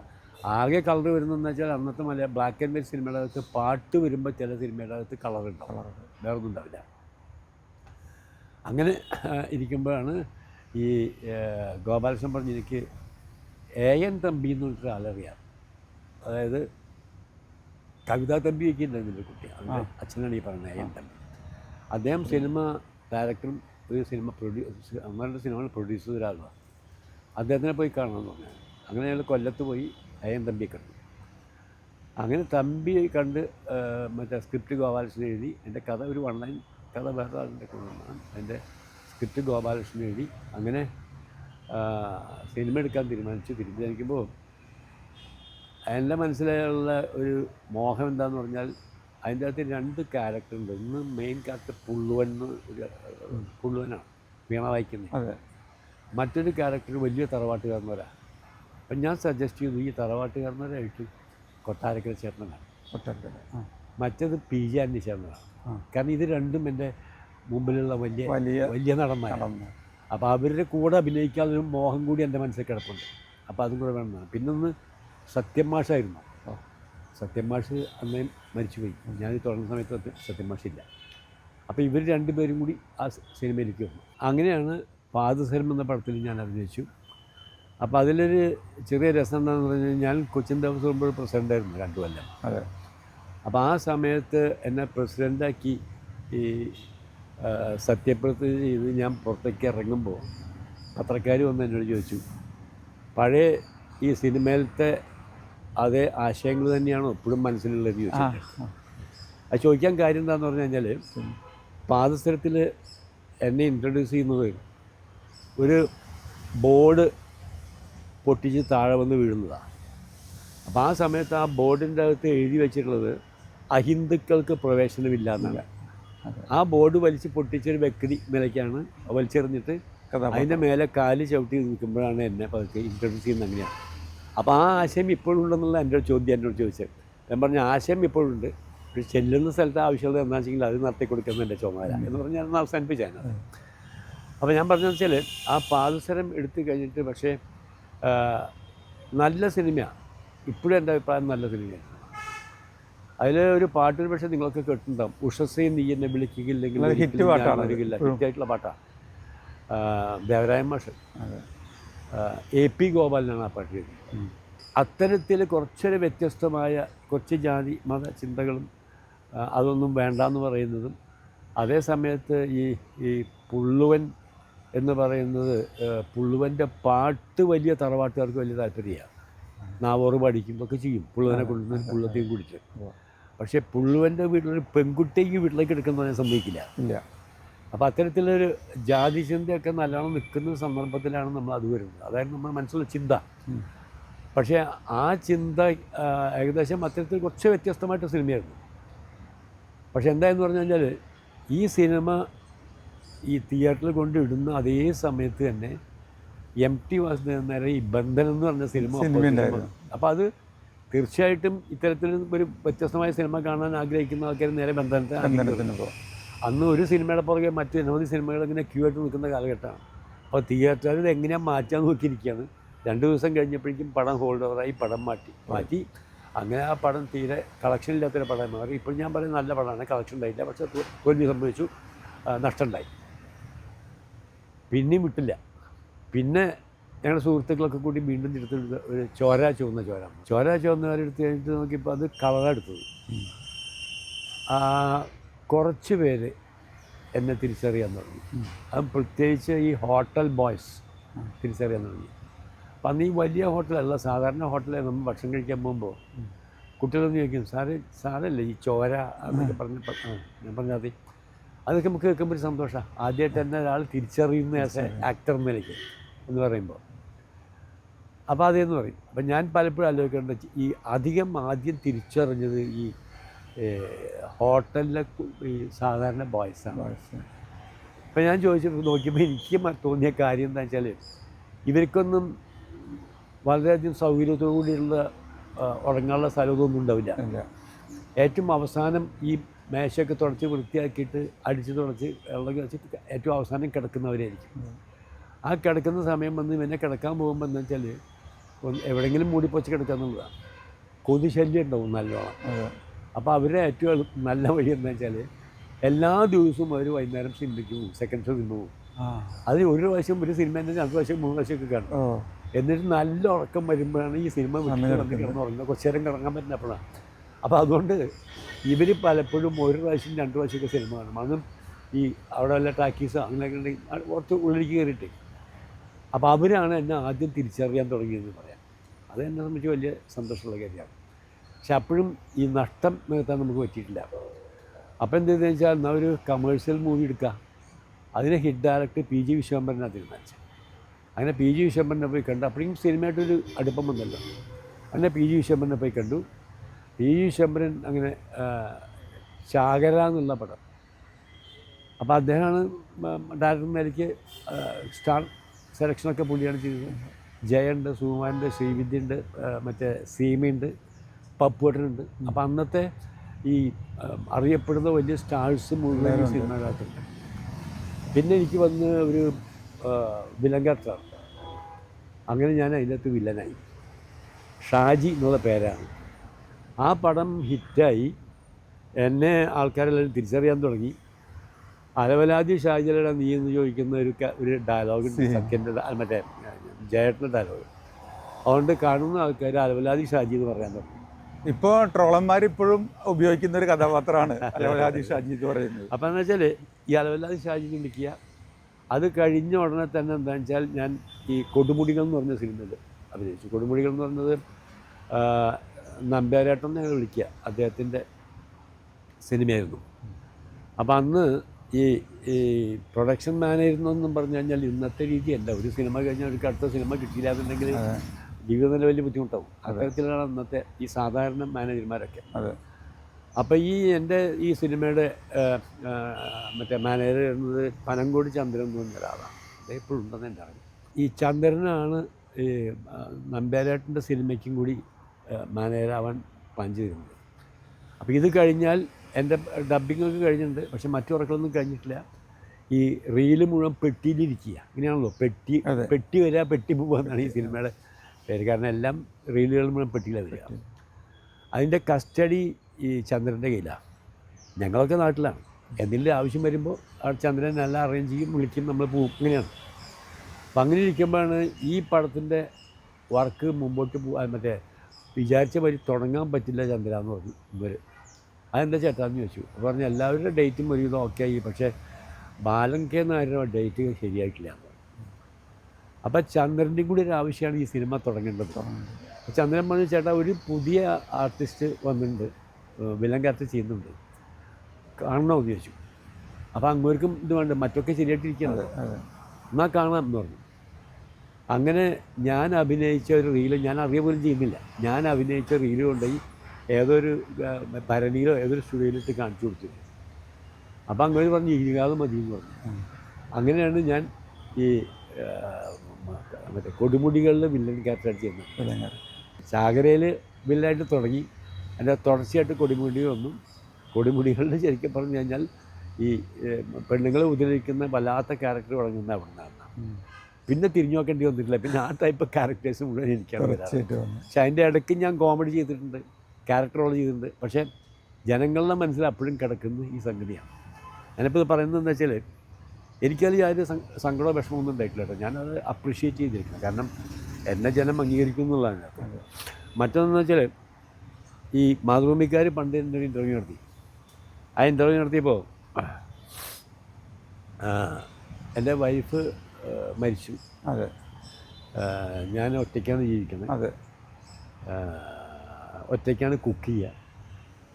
അതൊക്കെ ആ ഇൻ്റർവ്യൂവിൻ്റെ അകത്തുണ്ടായിരുന്നു. ഈ നേരത്തെ എന്നോട് ചോദിച്ച മാതിരി വന്ന ചെടികൾ മറ്റേ ടെറസിൽ കൃഷിയൊക്കെ ഉണ്ടായിരുന്നു. ഇതെൻ്റെ ഫോട്ടോ ഒക്കെ എടുത്തു. എൻ്റെ വൈഫ് പണ്ട് ഉപയോഗിച്ചിരുന്നൊരു പഴയ ഫീച്ചർ ഫോൺ ഉണ്ടായിരുന്നു. ആ ഫോണ് ഇതൊക്കെ എടുത്തിട്ട് നല്ലൊരു, അതായത് ഹെഡിങ് എന്തായിരുന്നു വെച്ചാൽ ഞാനിപ്പോൾ ഓർക്കുന്നുണ്ട്. അതായത് TG രവിചേട്ടൻ ഒറ്റയ്ക്കല്ല. കാരണം ഞാൻ താമസിക്കുന്ന വീടിൻ്റെ പേര് അമ്പിളി എന്നാണ്. എൻ്റെ വൈഫിൻ്റെ പേരാണ്. അപ്പോൾ ആ വീട്ടിലാണ് ഞാൻ താമസിക്കുന്ന, അമ്പിളി എൻ്റെ കൂടെ എന്നുള്ള വിശ്വാസത്തിൽ അങ്ങനെയാണ് അവർ എഴുതിയത്. പക്ഷെ ഒരാഴ്ച കഴിഞ്ഞപ്പോൾ എൻ്റെ മരുമകൾ ആഫ്രിക്കയിലുണ്ട്, മൂത്തമ്മേൻ്റെ ഭാര്യ. അവർ വളരെ സങ്കടത്തോടു കൂടി എന്നെ വിളിച്ചിട്ട് പറഞ്ഞു, അച്ഛാ ഒരുത്തൻ്റെ ഫേസ്ബുക്കിൻ്റെ ഫേസ്ബുക്ക് അയച്ചിട്ടുണ്ട്, അച്ഛൻ അതൊന്ന് വായിച്ചു നോക്കുന്നു പറഞ്ഞു. കാരണം എനിക്ക് ഫേസും ഇല്ല ബുക്കും ഇല്ലാത്ത ആളാണ്. ഞാനത് ചെയ്യാറില്ല. കാരണം ഞാൻ എന്തെങ്കിലും എഴുതും, പിന്നെ അതിന് ചീത്ത കേൾക്കാൻ നിൽക്കണം. അപ്പോൾ ഞാൻ ഒന്നും ചെയ്യാറില്ല. അപ്പോൾ ഞാനതിൻ്റെ ഫോട്ടോ എടുത്ത് അവൾ അയച്ചു. അപ്പോൾ നോക്കുമ്പോൾ എന്താ വെച്ചാൽ ഫോട്ടോ എടുക്കുക അവർ എന്നെ എനിക്ക് ഇങ്ങോട്ട് ഷെയർ ചെയ്തു.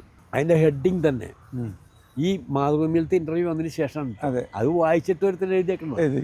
അതിൻ്റെ ഇൻ്റർവ്യൂവിൻ്റെ ഹെഡിങ് തന്നെ എഞ്ചിനീയറും സിനിമാ നടനുമായ TG രവിയുടെ ഇപ്പോഴത്തെ അവസ്ഥ എന്നാണ് ഹെഡിങ്. ഇയാൾ ഒറ്റപ്പെട്ട് ആരുമില്ലാതെ, ആരും നോക്കാനില്ലാതെ കഷ്ടപ്പെട്ട് ജീവിക്കുന്ന രീതി എന്ന് പറഞ്ഞിട്ടാണ് അതിനെ എഴുതിയേക്കണത്. അപ്പോൾ അതിൻ്റെ താഴെ ഒരുപാട് പേര് എന്നെ അറിയുന്ന ആൾക്കാരും പല വിധത്തിലും അറിയുന്ന ആൾക്കാരും നേരിട്ടല്ലാതെ അറിയുന്ന ആൾക്കാരൊക്കെ ഇവരെ എൻ്റെ 4 തലമുറയുള്ള ആൾക്കാരെ മുഴുവൻ ചീത്ത പറഞ്ഞ് എൻ്റെ താഴത്ത് കമൻറ്റ്സ് എഴുതിയിട്ടുണ്ട്. 2 പേരുടെ കമൻറ്റ് എനിക്ക് ഭയങ്കര ഇഷ്ടമായി. ആ 2 പേരും എഴുതിയുള്ള ഏകദേശം ഇതുപോലെയാണ്: ഒരുപാട് സ്ത്രീകൾ ഉപദ്രവിച്ച ആളല്ലേ അനുഭവിക്കട്ടെ. മനസ്സിലായോ? അപ്പോൾ എനിക്കത് ഇഷ്ടം. അപ്പോൾ ചോദിച്ചു, വേറൊരു ഇൻ്റർവ്യൂ ഞാൻ ഇത് പറഞ്ഞപ്പോൾ എന്നോട് ചോദിച്ചു, അതെന്താ അത് ഇഷ്ടമായതെന്ന് ചോദിച്ചു. ഞാൻ പറഞ്ഞു, ഇത്രയും വർഷം കഴിഞ്ഞിട്ടും ഞാൻ അഭിനയിച്ച ക്യാരക്ടർ അവൻ്റെ മനസ്സിൽ കെടുക്കുകയാണ്. ഒരു ആർട്ടിസ്റ്റ് എന്ന നിലയ്ക്ക് എനിക്ക് കിട്ടുന്ന വലിയ അവാർഡാണ്. അങ്ങനെ ഒരുപാട് അനുഭവങ്ങൾ എനിക്ക് ആ ക്യാരക്ടർ ചെയ്യുന്ന സമയത്ത് ഉണ്ടായിട്ടുണ്ട്. എന്നെ വീട്ടിൽ കയറ്റിയിട്ടില്ല പല സമയത്തും ചില ആൾക്കാർ. വെച്ചാൽ വീടിൻ്റെ ഉടമസ്ഥനായിട്ട് എനിക്ക് ബന്ധമുണ്ടാവും. അവരെ അന്വേഷിക്കാൻ വീട്ടിൽ ചെല്ലുമ്പോൾ അവരുണ്ടാവില്ല, സെർവൻ്റ് ഉണ്ടാവുക. ബെല്ലടിച്ചിട്ട് ഗേറ്റ് വാല് തുറന്നു കഴിഞ്ഞാൽ എന്നെ കണ്ടുകൊണ്ട് അയ്യോ എന്ന് പറഞ്ഞ് ഗേറ്റ് അടക്കും. മറ്റേ ഷൂട്ടിങ്ങിന് വരമ്പത്തൂടെ പോകുന്ന സമയത്ത് മറ്റേ കറ്റിട്ട് വരുന്ന സ്ത്രീ എന്നെ കണ്ട് മുമ്പിൽ വന്നു കറ്റിയിട്ടിട്ട് ഓടിയിട്ടുണ്ട്. അപ്പോൾ ഇതൊക്കെ എന്നെ സംബന്ധിച്ച് ഞാൻ മനസ്സിലിങ്ങനെ സന്തോഷിക്കുകയാണ്. എൻ്റെ ക്യാരക്ടറിൻ്റെ സ്ട്രെങ്ത്തിനെ കുറിച്ച് ഞാൻ ആലോചിക്കുക. ഞാൻ പറഞ്ഞ വെച്ചാൽ അന്ന് പക്ഷെ എന്താ വെച്ചാൽ ഈ ജനങ്ങളെ സംബന്ധിച്ച് ഇതല്ല, ഈ വിദ്വാനെല്ലാം ശരിയല്ല ജീവിതത്തിൽ എന്ന് കാണിക്കാവുന്ന വിധത്തിലുള്ള സന്ദർഭങ്ങളൊന്നും ഉണ്ടായിട്ടില്ല. അതിന് ശേഷമാണ് ഈ മറ്റേ സിനിമയൊക്കെ കഴിഞ്ഞ് കണ്ടു വന്നു കഴിഞ്ഞാൽ പിറ്റേ ദിവസം കാണുന്ന ഭാര്യയും മക്കളൊക്കെ ആയിട്ട് കൂടിയിരിക്കുന്ന കുടുംബത്തോടൊപ്പം എന്നൊക്കെ പറഞ്ഞിട്ട് അയാളുടെ ഫാമിലി ലൈഫ് കാണിക്കും കൂടിയുണ്ട്. അന്ന് ഈ ടി വി ഒന്നും ഇല്ലാത്ത സമയത്ത് ആകെ 2 മറ്റേ സിനിമ മാസികയുണ്ട്. പക്ഷെ ആ സിനിമ മാസിക വാങ്ങുന്നത് തന്നെ തൃശ്ശൂർ വരണേ. അപ്പോൾ ആരെ ഇത് വാങ്ങാൻ പോകുന്നത്? അപ്പം അത്തരത്തിൽ ശരിയായിട്ടുള്ള മനുഷ്യന് തന്നെ ഈ സിനിമയിൽ കാണുന്ന ആളെന്ന് വിശ്വസിച്ചിട്ടുള്ള കുറേ ആൾക്കാർ, പ്രത്യേകിച്ച് സ്ത്രീകൾ ഉണ്ടായിരുന്നു. ഇപ്പം പിന്നെ ആ സ്ഥിതി മാറിയല്ലോ. ഇങ്ങനെ ആയിരിക്കുമ്പോൾ തന്നെ പല ഇൻ്റർവ്യൂവിലും രവിയേട്ടൻ ആവർത്തിച്ച് പറഞ്ഞിട്ടുണ്ട്, ഒരു സംവിധായകന് 2 പൊട്ടിച്ച കാര്യം.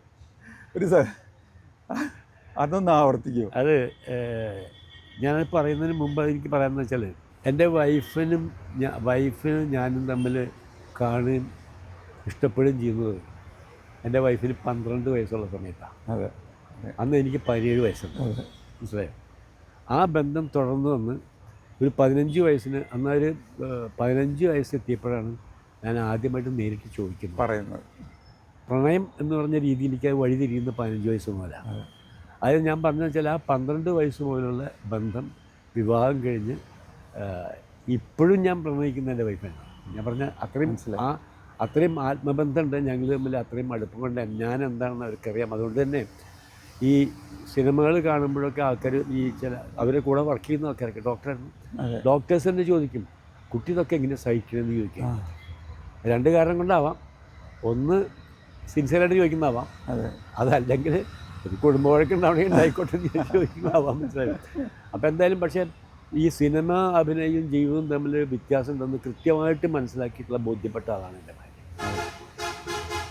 അങ്ങനെ ഒരു ദിവസം ഒരു സിനിമ ഇറങ്ങിയിട്ട്, സിനിമയുടെ പേരൊന്നും ഞാൻ പറയുന്നില്ല, സിനിമ ഇറങ്ങിയിട്ട് ഇവിടെ ആ സിനിമ പോയി. അപ്പം ഞാനും വൈഫും കൂടെ സിനിമ കാണുന്നത് ഇതിന് പുറത്ത് പോയിട്ടാണ്. തൃശ്ശൂർ ടൗണിൻ്റെ അകത്ത് പുറത്ത് ഒരു സ്ഥലത്ത് കളിച്ചുകൊണ്ടിരിക്കുക. അങ്ങനെ കളിച്ചുകൊണ്ടിരിക്കുന്ന ഇടയ്ക്ക് ഞാൻ അഭിനയിക്കാത്തൊരു പാട്ടില്ലാത്ത ഒരു സ്ത്രീയായിട്ടുള്ള കിടപ്പറ ബന്ധാണ്.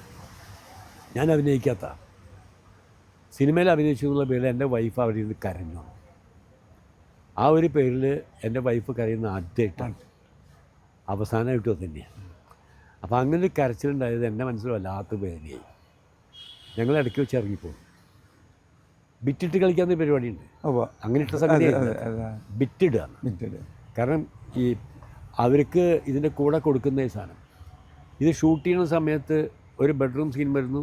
ഈ സ്ത്രീയുടെ കൂടെ ഞാൻ ബെഡ്റൂം സീൻ അഭിനയിച്ചുകൊണ്ടിരിക്കുമ്പോൾ കാണിക്കാവുന്നത് വിട്ടിട്ടൊന്നും കാണിക്കില്ല, ഒന്നുമില്ല അതിന്.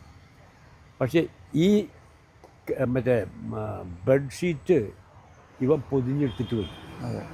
പിന്നെ മദിരാശിയെ പോയിട്ട് അവിടെ വെച്ച് ഇത് വേറൊരു സ്ത്രീ, കാരണം ഈ ടൈപ്പ് സീന് കാണുന്ന സമയത്ത് മുഖമൊന്നും ആവശ്യമില്ലല്ലോ. അങ്ങനെ സീൻ ഷൂട്ട് ചെയ്തിട്ട് ഇതിനകത്ത് ബിറ്റിടുക ചെയ്തു. അതിനകത്ത് അതെൻ്റെ മനസ്സിൽ നല്ല വേദനയായിട്ട് കിടപ്പുണ്ടായിരുന്നു.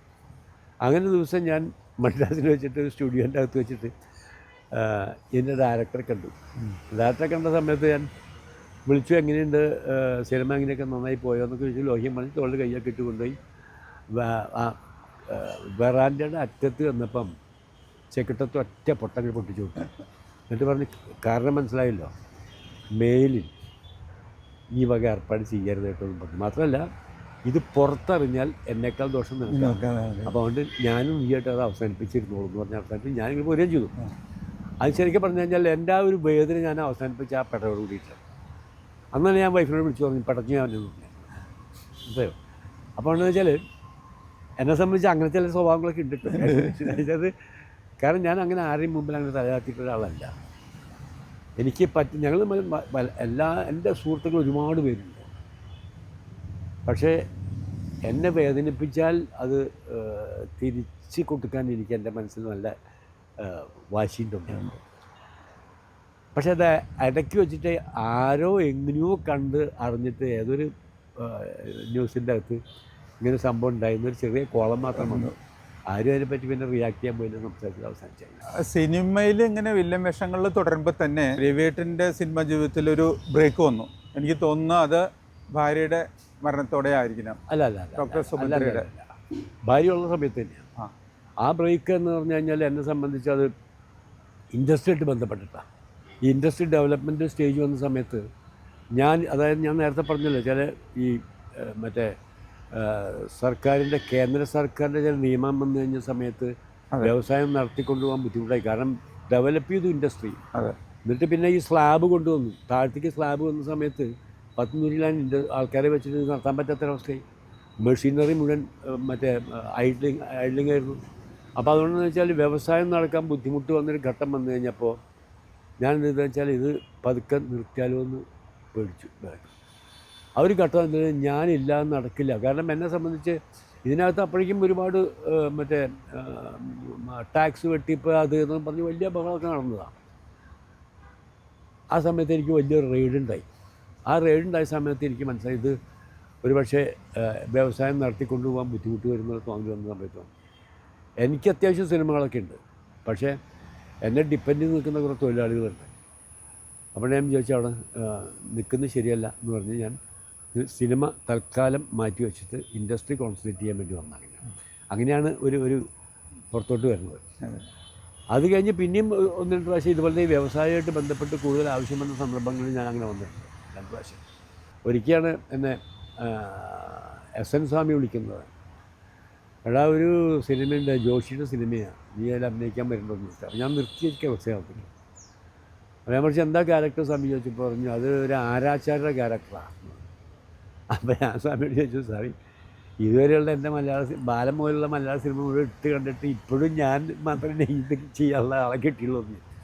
അപ്പോൾ സ്വാമി പറഞ്ഞാൽ വലിയ ബന്ധം ഞങ്ങൾ തമ്മിലാണ്. അപ്പോൾ സ്വാമി പറഞ്ഞ് അതൊന്നും അല്ലടാ, നീ ഇങ്ങോട്ട് അപ്പോഴേ മനസ്സിലുള്ളൂ ക്യാരക്ടർ എന്ന് പറഞ്ഞു. അങ്ങനെ ഞാൻ ചെന്നപ്പോഴാണ് കാശി എന്ന് പറഞ്ഞ ക്യാരക്ടർ, ധ്രുവം എന്ന് പറഞ്ഞ ക്യാരക്ടർ, നല്ല അസൽ ക്യാരക്ടറാണ്. അത് കോമഡിയാണ് അല്ലേ? നമ്മുടെ അത്തരത്തിലുള്ള ക്യാരക്ടേഴ്സൊക്കെ എനിക്ക് പലപ്പോഴും അങ്ങനെ കിട്ടാറുണ്ട്. അതെ, ഈ പുതിയ കാലഘട്ടത്തിലേക്ക് വന്നപ്പോൾ കുറേ ക്യാരക്ടർ റോളിലേക്ക് രവിയേട്ടൻ വന്നു. ഈ പറഞ്ഞ പോലെ ചെറിയ കോമഡിയൊക്കെ റിലീസായിട്ട് പുതിയ കാലഘട്ടത്തിലെ താരങ്ങളോടൊപ്പം അഭിനയിച്ചു. മമ്മൂട്ടിയോടൊപ്പം ഒക്കെ ഉള്ള ചില സിനിമകളിലൊക്കെ. പുതിയതെന്ന് പറയാൻ വയ്യ, പുതിയതല്ല, ഏകദേശം ഒരുപോലെ വന്ന ആൾക്കാരാണ്. വന്ന സിനിമകളിൽ പുതിയ രീതികളിലെടുത്ത സിനിമകളിലൊക്കെ രവിയേട്ടൻ വന്നു. അപ്പോൾ ഈ 50 കൊല്ലമാകുമ്പോഴാണ് രവിയേട്ടൻ്റെ സിനിമാഭിനയ ജീവിതം അല്ലേ? 50 കൊല്ലം എന്ന് പറഞ്ഞാൽ നൂറ്റാണ്ടിലെ എങ്ങനെയാണ് സ്വന്തം അഭിനയ രീതിയും അതുപോലെ മലയാള സിനിമയുടെ അഭിനയ ശൈലിയൊക്കെ മാറിയതെന്ന് ഓർത്തെടുക്കാൻ പറ്റും. അതായത് മുൻപ് ഈ അഭിനയ രീതിയിൽ കുറച്ചൊരു നാടകത്തിൻ്റെ അംശം ഉണ്ടാവാറുണ്ട്. അതെ, പിന്നെ അന്ന് ഈ റിഹേഴ്സലില്ലാതെ സീൻ എടുക്കൽ പതിവില്ല. അതെന്ന് വെച്ചാൽ 4-5 റിഹേഴ്സൽ എടുക്കേണ്ടി വരും. ഫിലിമിലാണ് മുഴുവൻ എടുക്കുക. അതുകൊണ്ട് എന്താ വെച്ചാൽ ഈ റിഹേഴ്സൽ എടുത്ത് പക്കയതിന് ശേഷം മാത്രമേ ഈ ഷൂട്ടിംഗ് തുടങ്ങുള്ളൂ. അതെ. അപ്പോൾ അതിലൊക്കെ ഒന്ന് തെറ്റിപ്പോയി എന്ന് പറഞ്ഞു കഴിഞ്ഞാൽ അധികം തെറ്റുന്ന ആൾക്കാർക്ക് പിന്നെ വിളിക്കില്ല. കാരണം പ്രൊഡ്യൂസർക്ക് നഷ്ടം വന്നിട്ടിരിക്കുകയാണ്. എല്ലാ സ്റ്റേജിലും ഫിലിം വേണം, മനസ്സിലായോ? അപ്പോൾ അന്ന് മാത്രമല്ല വളരെയധികം ലൈറ്റുകൾ ഉപയോഗിക്കണം. പൊള്ളും മുഖത്ത് നമ്മൾ ഈ ഉച്ചയ്ക്കൊക്കെ അപ്പോഴും റിഫ്ലക്ടറൊക്കെ വെച്ചിട്ടാണ് ഷൂട്ട് ചെയ്യാറുണ്ട്. ശരിക്കും പൊള്ളും, അത്ര ചൂട് അനുഭവിക്കണം അതിൻ്റെ അകത്ത്. പക്ഷേ ഞാൻ മുമ്പ് കേട്ടില്ലെന്ന് വെച്ചാൽ മേക്കപ്പും അത്രയും ഹെവിയായിരുന്നു. ഞങ്ങൾ വരുമ്പോഴേക്കും മേക്കപ്പ് കുറച്ചുകൂടി കുറഞ്ഞിട്ടുണ്ട്. മാത്രമല്ല ടെക്നിക്കലായിട്ട് ഇത് ഡെവലപ്പ് ചെയ്യാൻ തുടങ്ങി. ടെക്നിക്കൽ ഡെവലപ്മെൻറ്റൊക്കെ വന്നപ്പോൾ എന്താ വെച്ചാൽ ഈ ഫാസ്റ്റായിട്ടുള്ള ഫിലിംസ് വരാൻ തുടങ്ങി. അപ്പോൾ ഡയറ്റുകൾ കയറാൻ തുടങ്ങി. അതിനോടൊപ്പം തന്നെ അഭിനയ രീതിയിൽ ഒരുപാട് മാറ്റം വന്നു. പണ്ടുണ്ട് കേട്ടോ, പണ്ടും നാച്ചുറലായിട്ട് അഭിനയിക്കുന്നൊരു രീതി ഉണ്ടായിരുന്നു. പക്ഷെ എന്നാലും അതിൻ്റെയൊക്കെ കൂടെ കുറച്ചും കൂടി ഈ നാടകത്തിൻ്റെ അംശം കൂടുതലുണ്ടായിരുന്നു. പിന്നീട് അത് കുറഞ്ഞു വന്ന് ഇപ്പോൾ അത് ജസ്റ്റ് ബിഹേവ് എന്ന നിലയിലേക്ക് വന്നു. നാടകത്തിൻ്റെ അഭിനയം പാടില്ല എന്ന രീതിയിലേക്ക്. അപ്പോൾ അഭിനയത്തിൻ്റെ രീതിയിൽ അങ്ങനെ വന്നു. മാത്രമല്ല ടെക്നിക്കൽ ഡെവലപ്മെൻറ്റ് വന്നു. ഇതൊക്കെ വന്നപ്പോൾ എന്താ വെച്ചാൽ പുതിയ ഡെവലപ്മെൻറ്റ്സൊക്കെ വന്നപ്പോൾ നമുക്ക് പല കാര്യങ്ങളും അതനുസരിച്ച് തന്നെ ചേഞ്ചസ് വന്നു. പിന്നെ ഈ ഒരു കാലത്തെ കുറേ അധികം ഷോട്ടുകളും മദിരാശിയിൽ കോൺസെൻട്രേറ്റ് ചെയ്ത സമയങ്ങളായിരുന്നു. വേറെ സിനിമ ഉണ്ടായിരുന്നില്ല. വല്ലപ്പോഴും എനിക്ക് IVC സിനിമ, അങ്ങനെ വല്ലപ്പോഴൊക്കെ സിനിമ അവിടെ ഷൂട്ട് ചെയ്യാൻ പറ്റില്ല. മറ്റു മുഴുവൻ മദിരാശിയിലെ ഫ്ലോറിലാണ് തുടങ്ങി. അപ്പോൾ ആ ഫ്ലോറിൽ നിന്ന് സിനിമ പുറത്തേക്ക് വന്നു, പ്രത്യേകിച്ച് മലയാള സിനിമ അങ്ങനെയല്ലേ? അതെ. അപ്പോൾ ആ മറ്റെന്താ വെച്ചാൽ ഈ തെലുങ്കരൊക്കെ ഇട്ട് വീടുള്ള സെറ്റുകളുണ്ടാവും. മലയാള സിനിമയ്ക്ക് അത്ര വലിയ വീടുകളുടെ സെറ്റൊന്നും ഉണ്ടാകുന്ന സൗകര്യം ഉണ്ടാവില്ലല്ലോ. അപ്പോൾ അതുകൊണ്ട് ആ സെറ്റിൻ്റെ അകത്ത് പോയി കഴിഞ്ഞ് കഴിഞ്ഞാൽ ആ സെറ്റിലാണ് നമ്മൾ ഷൂട്ട് ചെയ്യാൻ പറ്റും. അപ്പോൾ ആ ശൈലിയൊക്കെ മാറി. ഇപ്പം എന്താ വെച്ചാൽ മലയാള സിനിമ പരിപൂർണമായിട്ടും നമ്മുടെ ഈ ഫിലിം ഡെവലപ്മെൻറ്റ് കോർപ്പറേഷനൊക്കെ വന്നതോടുകൂടി എന്ന് വെച്ചാൽ സിനിമ പരിപൂർണമായിട്ടും അവിടെ നിന്ന് പറിച്ച് നമ്മൾ മലയാളത്തിലേക്ക് കൊണ്ടുപോകുന്നത് വലിയ ചേഞ്ചാണ്. ആ ചേഞ്ച് മുഴുവൻ ഇതിൻ്റെ ഈ അതായത് എല്ലാ സ്റ്റേജിലും ആ ചേഞ്ച് മലയാള സിനിമയ്ക്ക് ഉണ്ടായിട്ടുണ്ട്. അഭിനയത്തിലും ഉണ്ടായിട്ടുണ്ട്, ടെക്നിക്കൽ സൈഡിലുണ്ടായിട്ടുണ്ട്, എല്ലാം ഉണ്ടായിട്ടുണ്ട്. രവിയുടെ കുടുംബത്തെക്കുറിച്ച് ഒന്ന് പറയാമോ? അച്ഛൻ സ്കൂൾ മാഷായിരുന്നു. അതെ. അതിൻ്റെ കൂട്ടത്തിൽ ഒരു പക്ഷേ ഞാനാണ് ആദ്യത്തെ എൻ്റർപ്രനർ എന്നാണ് ചിലപ്പോൾ ആൾക്കാർ പറയുക. പക്ഷേ അങ്ങനെയല്ല എന്ന് ഞാൻ പറയാം. കാരണം വെച്ചാൽ അച്ഛൻ സ്കൂൾ മാഷായിരുന്നതോടൊപ്പം തന്നെ അച്ഛൻ ഈ ടൗണിലേക്ക് ഒരു റാലി സൈക്കിളാണ് അച്ഛൻ ഉണ്ടായിരുന്നത്. അപ്പോൾ ആ റാലി സൈക്കിൾ നടത്തുന്ന സ്കൂളിലെ ടീച്ചറാണ് അച്ഛൻ. അച്ഛൻ അവിടുന്ന് സ്കൂൾ വിട്ട് കഴിഞ്ഞാൽ സൈക്കിളിൻ്റെ മുകളിൽ തൃശ്ശൂർക്ക് വരും. തൃശ്ശൂർക്ക് വന്ന് ഈ കമ്മത്ത് എന്നൊരു ഡോക്ടർ ഉണ്ടായിരുന്നു തൃശ്ശൂർ ടൗണിൽ. അന്ന് ഡോക്ടേഴ്സ് വളരെ ചുരുക്കമാണ് ടൗണിലൊക്കെ. എന്തെങ്കിലും പുറത്തുള്ള ആൾക്കാർക്ക് എന്തെങ്കിലും വേണമെന്നുണ്ടെങ്കിൽ അസുഖം നോക്കുന്നുണ്ടെങ്കിൽ തൃശ്ശൂർ ജില്ലാ ആസ്പത്രി വരണം. അപ്പോൾ ഇവിടെ വന്ന് കുറച്ച് ഈ കോമ്പൗണ്ടിങ് ഒക്കെ പഠിച്ച് ഇഞ്ചക്ഷൻ എടുക്കലും കാര്യങ്ങൾ ജനറലായിട്ട് ഈ അത്യാവശ്യം പനി, വയറുവേദന, വയറിളക്കം എന്നൊക്കെ പറഞ്ഞ സംഗതികളുണ്ടല്ലോ, അതൊക്കെ ആയിട്ട് ബന്ധപ്പെട്ടിട്ട് ട്രീറ്റ്മെൻറ്റിന് വേണ്ടിയിട്ട് ഞങ്ങളുടെ വീട്ടിൽ അടുത്തുള്ള ആൾക്കാർ മുഴുവൻ അച്ഛനെ കാണാനാണ് പറ്റും. ഉള്ളിലോട്ട് നീങ്ങിയിട്ട് പല പ്രദേശത്തും മണ്ണുറ്റിയുടെ അറ്റം വരെയും അച്ഛൻ സൈക്കിളിൽ വെട്ടി ഇതുപോലത്തെ ട്രീറ്റ്മെൻറ്റ് കാര്യങ്ങളൊക്കെ പോകാറുണ്ട്. വീടുകളിൽ ചെല്ലാറുണ്ട്, കുട്ടികൾ അവിടെ കൊണ്ടുവരാറുണ്ട്. പക്ഷേ എനിക്ക് അന്നത്തെ ഒരു അനുഭവം എന്താണെന്ന് പറഞ്ഞു കഴിഞ്ഞാൽ, ഞാൻ പറഞ്ഞില്ല നേരത്തെ എൻ്റെ മനസ്സിൽ ചേർന്നിട്ടുള്ള ഒരു രീതി ഞാൻ നേരത്തെ പരമേട്ടൻ സംസാരിക്കുന്നത് ഞാൻ പറഞ്ഞത്. എൻ്റെ വീട്ടിൽ വളരെ ഈ അസകൃതരായിട്ടുള്ള ആൾക്കാർ, നമ്മൾ പറയുന്ന ജാതിയിൽ വളരെ പുറകോട്ടുള്ള ആൾക്കാരെന്നൊക്കെ പറയുന്നുണ്ട്. അങ്ങനത്തെ ആൾക്കാർ കുട്ടികളെ കൊണ്ടുവന്നു കഴിഞ്ഞാൽ വല്ല വയറുവേദനയൊക്കെ ഇട്ട് വന്നു കഴിഞ്ഞാൽ വീടിൻ്റെ അകത്തോട്ട് വരും. വീടിൻ്റെ സൈഡിൽ തെക്കേ വശത്ത് ഒരു ബെഞ്ചിട്ടിട്ടുണ്ട്. അതിൻ്റെ മുകളിൽ കിടത്തി അച്ഛൻ നോക്കിയിട്ട് മരുന്ന് കൊടുത്ത് വിടും. പക്ഷേ ഇതേ ആൾക്കാർ തന്നെ അവരുടെ തൊഴിലുമായിട്ട് ബന്ധപ്പെട്ട് എന്തെങ്കിലും കൊടുക്കാനൊക്കെ ആയിട്ട് വരികയാണെങ്കിൽ വീടിൻ്റെ അടുത്തോട്ട് വരില്ല, അകലെ നിൽക്കുള്ളൂ. കാരണം അവരുടെ മനസ്സിൽ തന്നെ അവർക്ക് ഇങ്ങോട്ട് കടക്കാൻ പാടില്ല എന്നൊരു ഒന്നിൽ അവരുടെ മനസ്സിലുണ്ടായിരുന്നു. അടിമത്വം എന്ന് പറയുന്നത് മനസ്സിൻ്റെ അകത്ത് ചേർന്ന് കിടന്നതാണ്. കുട്ടിയെ വരുമ്പോൾ ഇവിടെ വരും, അവരുടെ ആവശ്യങ്ങൾക്ക് വേണ്ടി അവർ വരുമ്പോൾ അവർ മാത്രം വരുന്ന സമയത്ത് പടിയിൽ അവിടെ നിൽക്കും. അപ്പം പറഞ്ഞാൽ ഇതൊക്കെ എൻ്റെ മനസ്സിൽ വല്ലാത്ത ഒരു എന്നെ ചിന്തിക്കാൻ തോന്നിയിട്ടുള്ള ചില കാര്യങ്ങൾ ഇതൊക്കെ. അതിപ്പോഴും ഞാൻ മനസ്സ് വെക്കാൻ. പിന്നെ അമ്മ മറ്റേ ഹൗസ് വൈഫ് എന്നുള്ള പറയാം. ഭാര്യമാരോട് ചോദിച്ചാലും പറയാം എന്താ വെച്ചാൽ എന്താ പണിയൊന്നുമില്ല, ഞാൻ വീട്ടിലത്തെ കാര്യം നോക്കാമെന്നാണ്. പക്ഷേ പുലർച്ചെ 4 മണിക്ക് ഞങ്ങൾ ഈ തല മൂടി പുതച്ച് കിടക്കും. എന്തിനറിയോ? 4:30 മണി 5 മണി ആകുമ്പോഴേക്കും അമ്മ ഈ തൈര് കടക്കുന്ന ശബ്ദം കേൾക്കാം. അപ്പോൾ ആ ശബ്ദത്തിന് രക്ഷപ്പെടാൻ വേണ്ടിയിട്ടാണ് ഈ തല കൂടെ പുതച്ച് കിടക്കുക. എന്ന് പറഞ്ഞാൽ എൻ്റെ അമ്മ ജോലി തുടങ്ങുന്നത് പുലർച്ചെ 4:30 മണിക്ക് 5 മണിക്കാണ്. കിടക്കുന്ന എല്ലാവരും കിടന്നതിന് ശേഷം. അപ്പോൾ അങ്ങനൊരു കുടുംബിനിയായിരുന്നു എൻ്റെ അമ്മ. പിന്നെയുള്ളത് ഞാൻ 5 മക്കളിൽ നടുക്കിൽ നിൽക്കുന്ന ആളാണ്. എനിക്ക് ഒരു വശത്ത് ഒരു ചേട്ടനുണ്ട്, ഒരു ചേച്ചി, മറ്റേ വശത്ത് ഒരു അനിയത്തി. അത് പ്രത്യേകിച്ച് എന്നാൽ ചേട്ടനും ചേച്ചിയും ചേട്ടൻ ഡോക്ടറായി, ചേച്ചി സ്കൂൾ ടീച്ചറായിരുന്നു. 2 പേരും ഇപ്പില്ല, മരിച്ചുപോയി. പിന്നെ അനിയനും അനിയത്തിയും ബാലൻസ് ചെയ്യാൻ വേണ്ടിയിട്ട് അനിയനും അനിയത്തിയും ട്വിൻസായി. അല്ലെങ്കിൽ ഒരാളെവിടെയും കുറഞ്ഞു പോവുകയൊക്കെ ചെയ്തായിരുന്നു. ഇത് കറക്റ്റായിട്ട് ബാലൻസ് ചെയ്തു. ഒരു ചേട്ടനൊരു ചേച്ചി ഒരു വശത്ത്, ഒരു അനിയനും അനിയത്തി ഈ വശത്ത്. അതാണ് എൻ്റെ ഫാമിലി. അത് വിട്ടിട്ട് പിന്നെ എനിക്ക് 2 മക്കളാണ്. മക്കളുടെ ഒരാൾ സിനിമയിലുണ്ട്, ശ്രീജിത്ത്. മറ്റേ ആൾ രഞ്ജിത്താണ്. അവൻ 2 പേരും എൻജിനീയേഴ്സാണ്. 2 പേരും എൻജിനീയേഴ്സാണ്. പഠിക്കാൻ മിടുക്കുള്ള ആൾക്കാരായിരുന്നു. 2 കുട്ടികളും മിടുക്കനായിരുന്നു.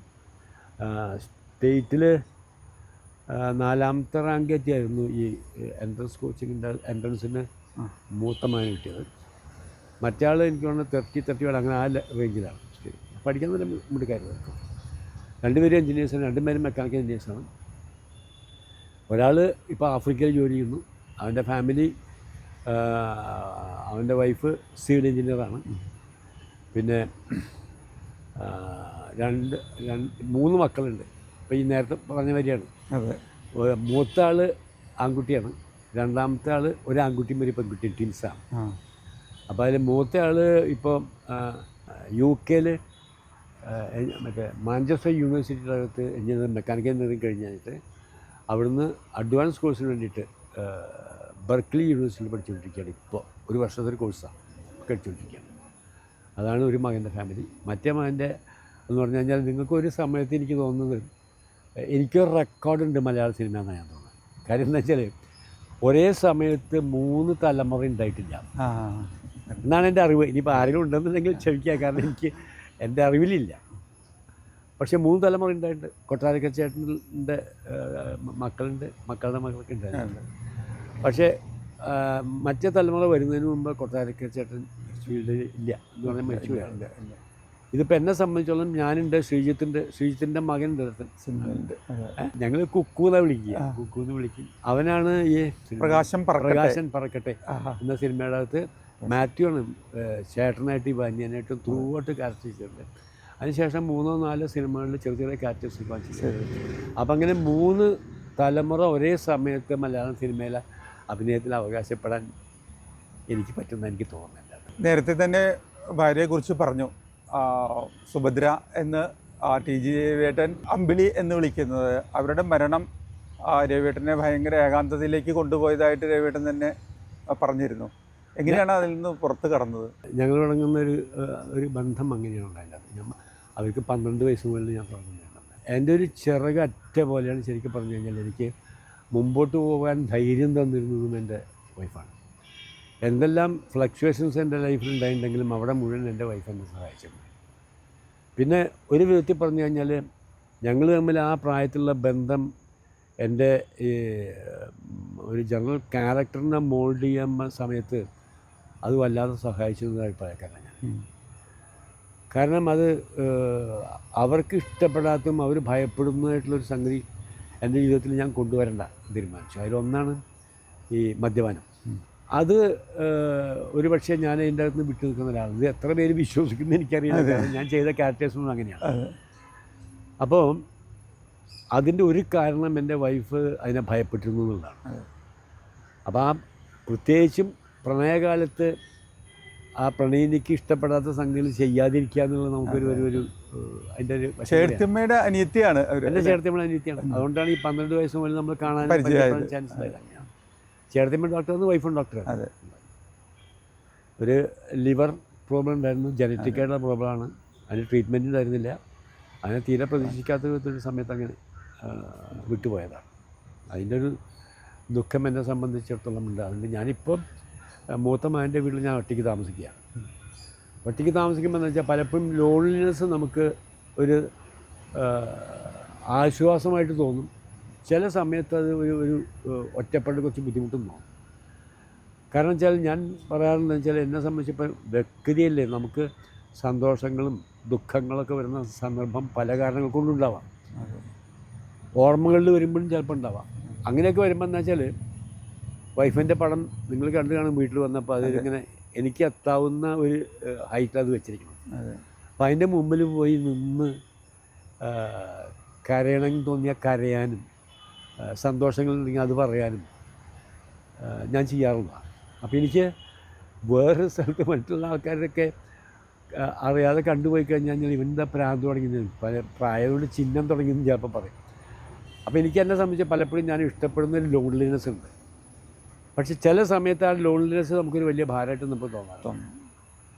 അത് എൻ്റെ വൈഫില്ലാത്തൊരു വലിയ സംഗതിയിൽ നിന്ന് ഞാൻ രക്ഷപ്പെടുന്നത് ഒരു പക്ഷേ ആ ലോൺലിനെസ് എനിക്ക് പലപ്പോഴും സഹായമായിട്ട് സംഭവിച്ചിട്ടുണ്ട്. പക്ഷേ പിന്നൊരു സംഗതി എന്താണെന്ന് വെച്ചാൽ എന്നെ സംബന്ധിച്ച് ഈ ഒറ്റയ്ക്ക് ജീവിക്കുമ്പോൾ പ്രത്യേകിച്ചും സിനിമയിൽ നമ്മൾ പ്രായമായി വരും തോറും പണ്ട് കാലത്തെ പോലെ എനിക്ക് അത്ര ബിസിയൊന്നുമല്ല. ഇപ്പോൾ അത്യാവശ്യം എനിക്ക് പറ്റിയ ക്യാരക്ടേഴ്സ് വരുമ്പോൾ ആൾ വിളിക്കുക.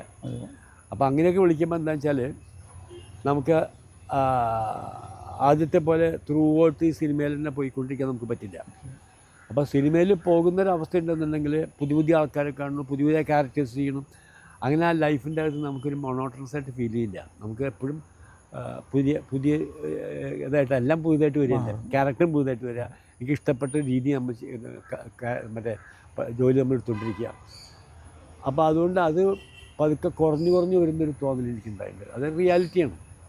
അപ്പോൾ തുറന്നു വരുമ്പോൾ കുറയുമ്പോൾ അതിനൊരു വഴി വേണമല്ലോ നമുക്ക്. ആ വഴി എന്ന് പറയുന്നത്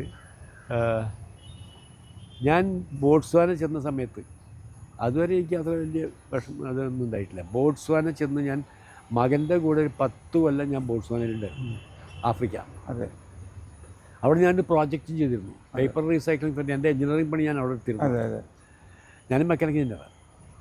അപ്പോൾ അന്ന് അവിടെ എനിക്കിഷ്ടം പോലെ സമയമുണ്ട്, ഓഫീസ് ടൈം അങ്ങനെയുണ്ടല്ലോ. അപ്പോൾ വീടിൻ്റെ സൈഡിൽ കുറേ സ്ഥലമുണ്ട്. അപ്പോൾ ഞാൻ പതുക്കെ കുറേശ്ശെ കൃഷി ചെയ്യാൻ തുടങ്ങി. അതിൻ്റെ അകത്ത് കാലത്ത് എണീക്കുക, ഒരു എക്സസൈസ് നിലയ്ക്ക് കൈക്കോട്ട് എടുക്കുക, കളയ്ക്കുക, ചെറിയ ഇപ്പം മറ്റൊരു കുത്തണമല്ല, ഒരു കുഴി കുത്തി കുറേ കഴിയുമ്പോഴേക്കും ഞാൻ എനിക്ക് പോയി ചായ കുടിച്ച് പതുക്കെ കൊടുത്ത് അങ്ങനെ ആ ഒരു മോർണിംഗ് ടൈം എനിക്ക് അങ്ങനെ അതിനൊരു വന്നു കഴിഞ്ഞ് ഈ ചെടികൾ വയ്ക്കാൻ തുടങ്ങിയ സമയത്ത് എനിക്ക് അതിൽ താല്പര്യം തോന്നി. ഒരു ഇൻസിഡൻറ്റ് ഞാൻ പറഞ്ഞില്ല. അതായത് ഞാൻ ആദ്യം വെച്ചത് അന്ന് ഈ മകൻ താമസിക്കുന്ന വീടെന്ന് പറഞ്ഞൊരു ടൗൺ ഹൗസാണ്. എന്ന് പറഞ്ഞു കഴിഞ്ഞാൽ ഒരുപാട് വീടുകളുണ്ട്, പിൻവശം മാത്രം നമുക്ക് സ്വന്തം, വീടിൻ്റെ മുൻവശം കോമൺ ആയിട്ടുള്ള സ്ഥലമാണ്. അപ്പം ഞാൻ അവിടെ ഒരു മുരിങ്ങയുടെ തൈ കൊണ്ട് വെച്ചു. കാരണം ഞാൻ വെജിറ്റേറിയനാണ്, എനിക്ക് സാമ്പാർ ഭയങ്കര ഇഷ്ടമാണ്. അവിടെ മുരിങ്ങക്കായ് ഉണ്ടാവണം എന്നുള്ളതാണല്ലോ നമ്മുടെ ഒരു ആവശ്യം. എന്താ വെച്ചാൽ അപ്പോൾ ഒരു മുരിങ്ങ അവിടെ കൊണ്ടുവച്ചു, നടന്നു പോകുന്ന വഴി സൈഡിൽ വെച്ചു. മൂത്ത മകൻ്റെ സുഹൃത്തുക്കൾ കളിക്കാൻ വീട്ടിൽ വന്നിട്ട്, ചെറിയ കുട്ടികൾ വന്നിട്ട് പോണ സമയത്ത് ഈ മുരിങ്ങയുടെ തലകൾ ഒടിച്ചിട്ടിട്ട് പോയി. ഇതെൻ്റെ കൺമുന്നിൽ കാണുക. എന്നെ സംബന്ധിച്ച് ഞാൻ വല്ലാത്ത വേദനിക്കുക മാത്രമല്ല, എൻ്റെ ചിന്ത വളരെ വർഷങ്ങൾക്ക് പിന്നാക്കം പോയി. ഞാൻ കൊച്ചായിരുന്ന കാലത്ത് പീച്ചയിൽ പോകാൻ അനുവാദം ചോദിച്ചിട്ട് എൻ്റെ അച്ഛൻ സമ്മതിച്ചിട്ടില്ല. അങ്ങനെ കുറേ വാശി പിടിച്ചു, സമ്മതിക്കാതെ ആയപ്പോൾ വാശി പിടിച്ച് അച്ഛൻ സമ്മതിക്കില്ല എന്ന് അർത്ഥം വന്നപ്പോൾ ഞാൻ കുറേ കരഞ്ഞു, പറ്റിയില്ല. എന്നിട്ട് ഞാൻ അവസാനം എന്താണെന്ന് വെച്ചാൽ വാശിക്ക് അച്ഛൻ വളർന്നൊരു മാവിൻ്റെ തയ്യിലായിരുന്നു, അത് വെട്ടിക്കളഞ്ഞു ഞാൻ.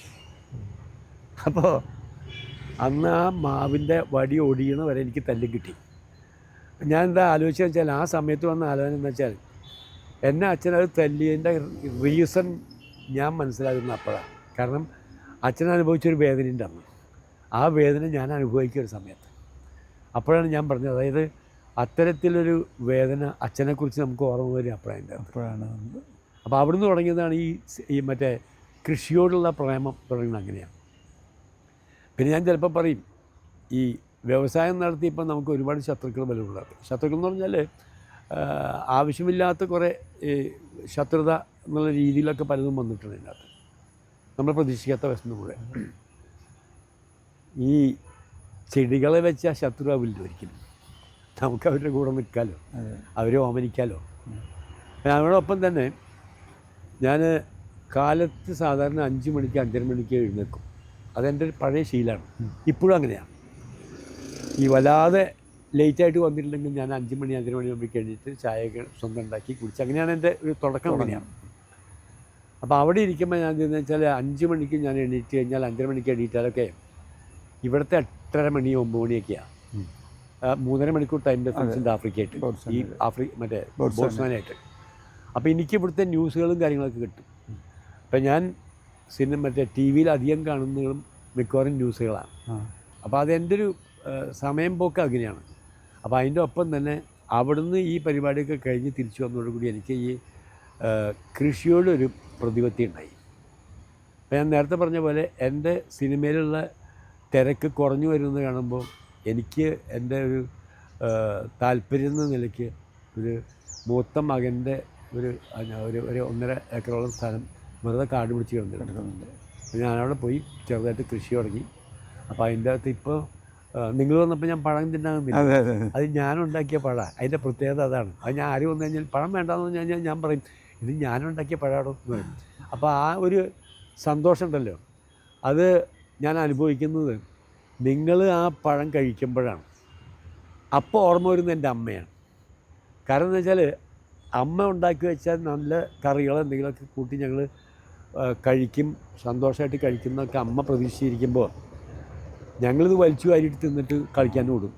അപ്പോൾ അമ്മ പലപ്പോഴും പറയുന്നത് ഞാൻ കേട്ടിട്ടുണ്ട്, ഇവർക്ക് വേണ്ടി ഞാൻ എന്തിനാണ് ഈ സ്വാദോടുകൂടി ഈ സാധനം ഉണ്ടാക്കി വെക്കണം. അപ്പോൾ അത് കാണാതെ വരുമ്പോൾ അമ്മ സങ്കടപ്പെട്ടിട്ടുണ്ട്. അതുപോലെ ഞാൻ ഉണ്ടാക്കിയ ഞാനിന്ന് ആ സമയം വരുമ്പോൾ അവിടെ ഈ കിച്ചനും ടി വി ഇരുന്നാൽ ടി വി കാണാം. കിച്ചണിൽ കുക്ക് ചെയ്തുകൊണ്ടിരിക്കുന്ന ടി വി ആണ്. അപ്പം ഞാൻ ഈ സമയം കളഞ്ഞെന്ന് വെച്ചാൽ കാലത്ത് വന്നു കഴിഞ്ഞാൽ എനിക്ക് കുക്കിംഗ് ഇഷ്ടമാണ്. അതുകൊണ്ട് ഞാൻ കുക്കിംഗ് തുടങ്ങി ഇവിടെ. കുക്കിംഗ് ഇഷ്ടമാവാനുള്ള തുടക്കം എന്താണെന്ന് വെച്ചാൽ എൻ്റെ മരുമകൾ സെക്കൻഡ് ഡെലിവറിക്ക് വേണ്ടിയിട്ട് നാട്ടിലേക്ക് വരുമ്പോൾ അവിടെ ഞാനും എൻ്റെ മകനും ഈ പേരക്കുട്ടിയും മാത്രമേ ഉള്ളൂ, വേറെ ആരുമില്ല, വൈഫും. അപ്പോൾ വൈഫ് അന്ന് അവിടെ പോകാൻ തന്നെ കാരണം എന്ന് വെച്ചാൽ ജനറ്റിക്കായിട്ട് അവർക്ക് വന്നൊരു ലിവറിൻ്റെ പ്രോബ്ലം ഉണ്ട്. അതെ. അപ്പോൾ അതിന്നൊരു ചേഞ്ച് ഇവർക്ക് ഉണ്ടാവാൻ വേണ്ടിയിട്ടാണ് ഞങ്ങൾ അവിടെ പോയത്. അപ്പോൾ അവിടെ ചെന്ന് കഴിഞ്ഞപ്പോൾ അവിടെ തൊട്ടടുത്തൊരു ഹോസ്പിറ്റലുണ്ട്. ആ ഹോസ്പിറ്റലിൽ വർക്ക് ചെയ്യാനും തുടങ്ങി. കുട്ടികളെ കൊണ്ടുപോകണമെന്നുണ്ടെങ്കിൽ അവിടുത്തെ 7 മണിക്ക് ക്ലാസ് തുടങ്ങും. അപ്പോൾ ഒരു 5 മണി 5:30 മണിക്ക് എണീറ്റാലേ നടക്കുള്ളൂ കാര്യങ്ങൾ. അപ്പോൾ വൈഫിനോട് എണീക്കേണ്ടതെന്ന് ഞാൻ തീരുമാനിച്ചു. മകൻ്റെ വൈഫ് ഇവിടെ സെക്കൻഡ് ഡെലിവറിക്ക് വേണ്ടി വരുമ്പോൾ ആ കുക്കിംഗ് പരിപാടി ഏറ്റെടുക്കാൻ ആൾ വേണമല്ലോ. അതുകൊണ്ട് അവർ പോരുന്നതിന് 1 മാസം മുമ്പ് അവരുടെ കൂടെ നിന്ന് ഞാൻ ഒരു അപ്രൻറ്റീസായിട്ട് നിന്ന് ട്രെയിനിയായിട്ട് നിന്ന് ഈ കുക്കിങ്ങിൻ്റെ ഏകദേശ കാര്യങ്ങളൊക്കെ പഠിച്ചു. പിന്നെ ഞാൻ സ്വന്തമായിട്ട് തന്നെ ഇത് തുടങ്ങി കഴിഞ്ഞ സമയത്ത് ചില കുക്കിങ്ങിൻ്റെ ചില പുസ്തകങ്ങളൊക്കെ കിട്ടുമല്ലോ, അത് നോക്കി പിന്നെ സ്വന്തമായിട്ട് ചില പരീക്ഷണങ്ങൾ നടത്തി. അങ്ങനെ പരീക്ഷണമൊക്കെ നടത്തി ഞാൻ നല്ലൊരു കുക്ക് എന്നാണ് ഇപ്പോൾ അവരൊക്കെ പറയണത് എന്തായാലും. കാരണം വെച്ചാൽ ഞാൻ ചിലപ്പോൾ പറയും, തമാശക്കാണെങ്കിലും പറയും, മരുമക്കൾ എന്നെ പണിയിപ്പിക്കാൻ വേണ്ടി ചെയ്യുന്ന പണിയാണോ ചിലപ്പോൾ തമാശയ്ക്ക് ചിലപ്പോൾ അവരോട് ചോദിക്കും. അല്ല, ഞാൻ വെച്ചാൽ എനിക്ക് അങ്ങനെ എൻ്റെ ഒരു താല്പര്യത്തിൽ പെട്ടു, കുക്കിംഗ് താല്പര്യപ്പെട്ടു, അതുപോലെ തന്നെ കൃഷിയും താല്പര്യപ്പെട്ടു. അതിന് വന്നപ്പോഴാണ് സമയം പോകാൻ എനിക്കൊരു സംഗതി വേണം, സിനിമ ഇന്നലേക്ക് നാളെ നിൽക്കും. അപ്പോൾ എനിക്ക് ഒന്നുകിൽ തീരെ വയ്യാണ്ടായിട്ട് കിടപ്പാവണം, ഓടാൻ പറ്റുന്നിടത്തോളം കാലം പണിയെടുക്കണം. ആ പണിക്ക് എനിക്ക് പറ്റിയത് എനിക്ക് ഇഷ്ടമുള്ളതൊരു പണി ഈ കൃഷിപ്പണി ആയതുകൊണ്ട്. പിന്നെ കാരണവന്മാരെ പഴയ കാലത്തുള്ള പണിയാണല്ലോ കൃഷി എന്നൊക്കെ പറഞ്ഞത്. അപ്പോൾ ഞാൻ പോയി അവിടെ പോയി അത്യാവശ്യം കാലത്ത് അവിടെ ചെന്നിരിക്കും, കുറച്ച് കൃഷിയുടെ കൂട്ടത്തിലൊക്കെ നിൽക്കും, 1-2 പണിക്കാരുണ്ടാവും, അവരുടെ കൂടെ നിൽക്കും. അതാണ് എൻ്റെ ഇപ്പോഴത്തെ ഒരു രീതി. അങ്ങനെയാണ്. സിനിമയിലെ വില്ലവേഷങ്ങളിലൊക്കെ താടിയില്ലാത്ത രവിണ്ണായിരുന്നു. എപ്പോഴാണ് ഈ താടി കയറി വന്നത്? താടി കയറി വന്നൊരു രഹസ്യമുണ്ട്, പറയാൻ പാടില്ലാത്തതാണ്, നാട്ടുകാർ അറിയുന്നതെന്ന് വെച്ചിട്ടാണ്. ഈ പല്ല് പോയാൽ കവിളൊട്ടും. അപ്പോൾ അതറിയാതിരിക്കാൻ വേണ്ടിയാണ് ഞാൻ ആദ്യം താടി കുറേശ്ശെ വയ്ക്കാൻ തുടങ്ങിയത്. പിന്നെ കൊച്ചിൻ ദേവസ്വം ബോർഡിൻ്റെ പ്രസിഡൻ്റായപ്പോൾ ചിലനോട് എല്ലായിടത്തും താടിയുണ്ട്. അപ്പോൾ പിന്നെ അത് അങ്ങനെ ആയിക്കോട്ടെ എന്ന് ചോദിച്ചു. പിന്നെ താടി അങ്ങ് തുടർച്ചയായിട്ട് ഇങ്ങനെ പോകാൻ തുടങ്ങി. എല്ലാ സിനിമയിലും താടിയായി പോകുന്നു. ചെറിയ താടി, വലിയ താടി, അങ്ങനെ പല താടി. ഗതിയില്ലാത്ത, ഇപ്പം നമ്മൾ പണ്ട് ചെയ്ത ക്യാരക്ടറിനൊക്കെ പശ്ചാത്താപമായിട്ടാണല്ലോ നമ്മളിപ്പോൾ ഈ ഗതിയില്ലാത്ത 4 പെൺപിള്ളേരുടെ തന്തയും മുത്തശ്ശനൊക്കെ ആയിട്ട് ചെയ്യണേ. അപ്പോൾ താടിയൊക്കെ ഒരു ആവശ്യമാണെന്നുള്ളത് എനിക്ക് അങ്ങനെ ചെയ്തു. പിന്നെ ഞാൻ ഈയിടെ ഒരു താടി വളർത്തിയിട്ട് നല്ലോണം വളർത്തിയിട്ട് പഠിച്ചിട്ടുണ്ട്. വടു എന്നതിൻ്റെ പേര്, സിനിമയുടെ പേര്. അത് ഞാനും ശുചിത്വമാണ് മെയിൻ ക്യാരക്ടർ ചെയ്യുന്നത്. അതിൽ നല്ലോണം, അതായത് ഒരു അച്ഛനും മകനായിട്ട് തന്നെയാണ് അഭിനയിക്കുന്നത്. അച്ഛനും മകനായിട്ട് പഴയ ഒരു നക്സൽ ക്യാരക്ടറായിട്ടാണ് ഞാൻ ചെയ്യുന്നത്. മകൻ വളരെ വിഭിന്നമായിട്ടുള്ള മറ്റൊരു ക്യാരക്ടർ, ഈ സർവ്വദൈവങ്ങളെയും റൂമിൻ്റെ അകത്ത് വെച്ച് പൂജിച്ച് മണിയടിച്ചുകൊണ്ടിരിക്കുന്ന ഒരു ക്യാരക്ടറാണ്. അങ്ങനത്തെ ഈ അച്ഛനും മകനും നമ്മൾ ആശയപരമായിട്ടുള്ള ക്ലാഷാണ് ആ സിനിമ. പിന്നെ ഈയിടെ ഞാൻ അഭിനയിച്ച് തരണം ലർക്ക് എന്ന് പറഞ്ഞ സിനിമയാണ്. എം എ നിഷാദ് ഡയറക്റ്റ് ചെയ്യുന്ന സിനിമ. പ്രൊഡ്യൂസ് ചെയ്യുന്ന പുള്ളിയും വേറെ സുഹൃത്തുക്കളാരുണ്ട് കൂടെ. അത് ഇപ്പോഴത്തെ ഈ മറ്റേ കാട്ടുമൃഗങ്ങളും മനുഷ്യരും തമ്മിലുള്ള ക്ലാഷ് ഉണ്ടല്ലോ, അതാണ് അതിൻ്റെ പ്രധാന വിഷയം. അതിപ്പം അതിൻ്റെ വർക്കുകളൊക്കെ കഴിഞ്ഞിട്ടിങ്ങനെ നെക്സ്റ്റ് റിലീസിന് മുമ്പ് പുള്ളി എന്തോ പ്ലാൻ ചെയ്തിരിക്കുന്നതായിരിക്കും. ഫെസ്റ്റിവലിന് കൊണ്ടുപോകാനോ എന്താ പ്ലാൻ ചെയ്തിട്ടുണ്ടോ. ഈ ശ്രീജിത്ത് സിനിമയിലുണ്ട്, ശ്രീജിത്തിൻ്റെ മകനും വന്നു എന്ന് പറഞ്ഞല്ലോ. അതുപോലെ കുടുംബം എങ്ങനെയാണ് ഈ സിനിമയിലേക്ക് കൂടുതലായിട്ട് വരുന്നത്? അല്ല, മകൻ്റെ വൈഫ് സജിത എന്ന പേര്, സഞ്ജു എന്നാണ് വിളിക്കുക. അതിൽ നേരത്തെ തന്നെ കുറച്ച് താല്പര്യമുണ്ട് ഈ അഭിനയത്തിൻ്റെ അകത്ത്. അപ്പോൾ അത് അഡ്വർടൈസ്മെൻറ്റ്സിലാണ് പലപ്പോഴും പോവാറ്. കുറേ അഡ്വർടൈസ്മെൻറ്റ്സ് ഉണ്ട്, അതിൽ പലതും അവർ ചെയ്തിട്ടുണ്ട്. അങ്ങനെ പതുക്കെ ഈ സിനിമയിലിങ്ങനെ ഒരു താല്പര്യം തോന്നി. വിനയ് ഫോർട്ടിൻ്റെ വൈഫായിട്ട് ഒരു അവാർഡ് സമ്മാനം കിട്ടിയ സിനിമയില്ലേ വിനയ് ഫോർട്ട് അഭിനയിച്ച സിനിമ. അങ്ങനെ അതിനൊരു താല്പര്യം തോന്നി. അപ്പോൾ പിന്നെ ഇടയ്ക്ക് ചില സിനിമകളിലൊക്കെ അഭിനയിക്കാൻ തുടങ്ങി. മാർക്കോയിൽ കുറച്ച് തിരക്കേളത്തിന് വിഷയം ഒരു ക്യാരക്ടർ ചെയ്തു. പിന്നീട് ഒരു പടം ചെയ്തത്, ഇപ്പോൾ വേറൊരു പടം ചെയ്യാൻ പോകണമെന്ന് പറയുന്നുണ്ടായിരുന്നു. അപ്പോൾ ഇടയ്ക്ക് ഞാൻ പറയുന്നത് വെച്ചാൽ ഈ മൂത്ത മകൻ്റെ അവൻ്റെ അഭിനയത്തിൽ താല്പര്യം അവന് കുറവാണ്. അവന് താല്പര്യം എഴുത്താണ്. അപ്പോൾ അവൻ സ്ക്രിപ്റ്റൊക്കെ ഉണ്ടാക്കിയിട്ട് സ്കൂളിലത്തെ ചില പരിപാടികൾക്ക് വേണ്ടി ഷൂട്ട് ചെയ്ത് അവൻ തന്നെ എഡിറ്റ് ചെയ്യും. അങ്ങനത്തെ ഒരു താല്പര്യമുള്ള ഒരാളാണ് മൂത്തയാൾ. അപ്പം മൊത്തത്തിൽ ഇപ്പോൾ കുടുംബത്തിലൊരു വിധം, പ്രത്യേകിച്ച് അവൻ്റെ കുടുംബം ഫുള്ളായിട്ട് ഈ സിനിമയായിട്ടും അഭിനയമായിട്ടും എഡിറ്റിംഗായിട്ടൊക്കെ ഇങ്ങനെ ബന്ധമുള്ളൊരു ഒരു രീതിയായിട്ട് മാറിയിട്ടുണ്ട്.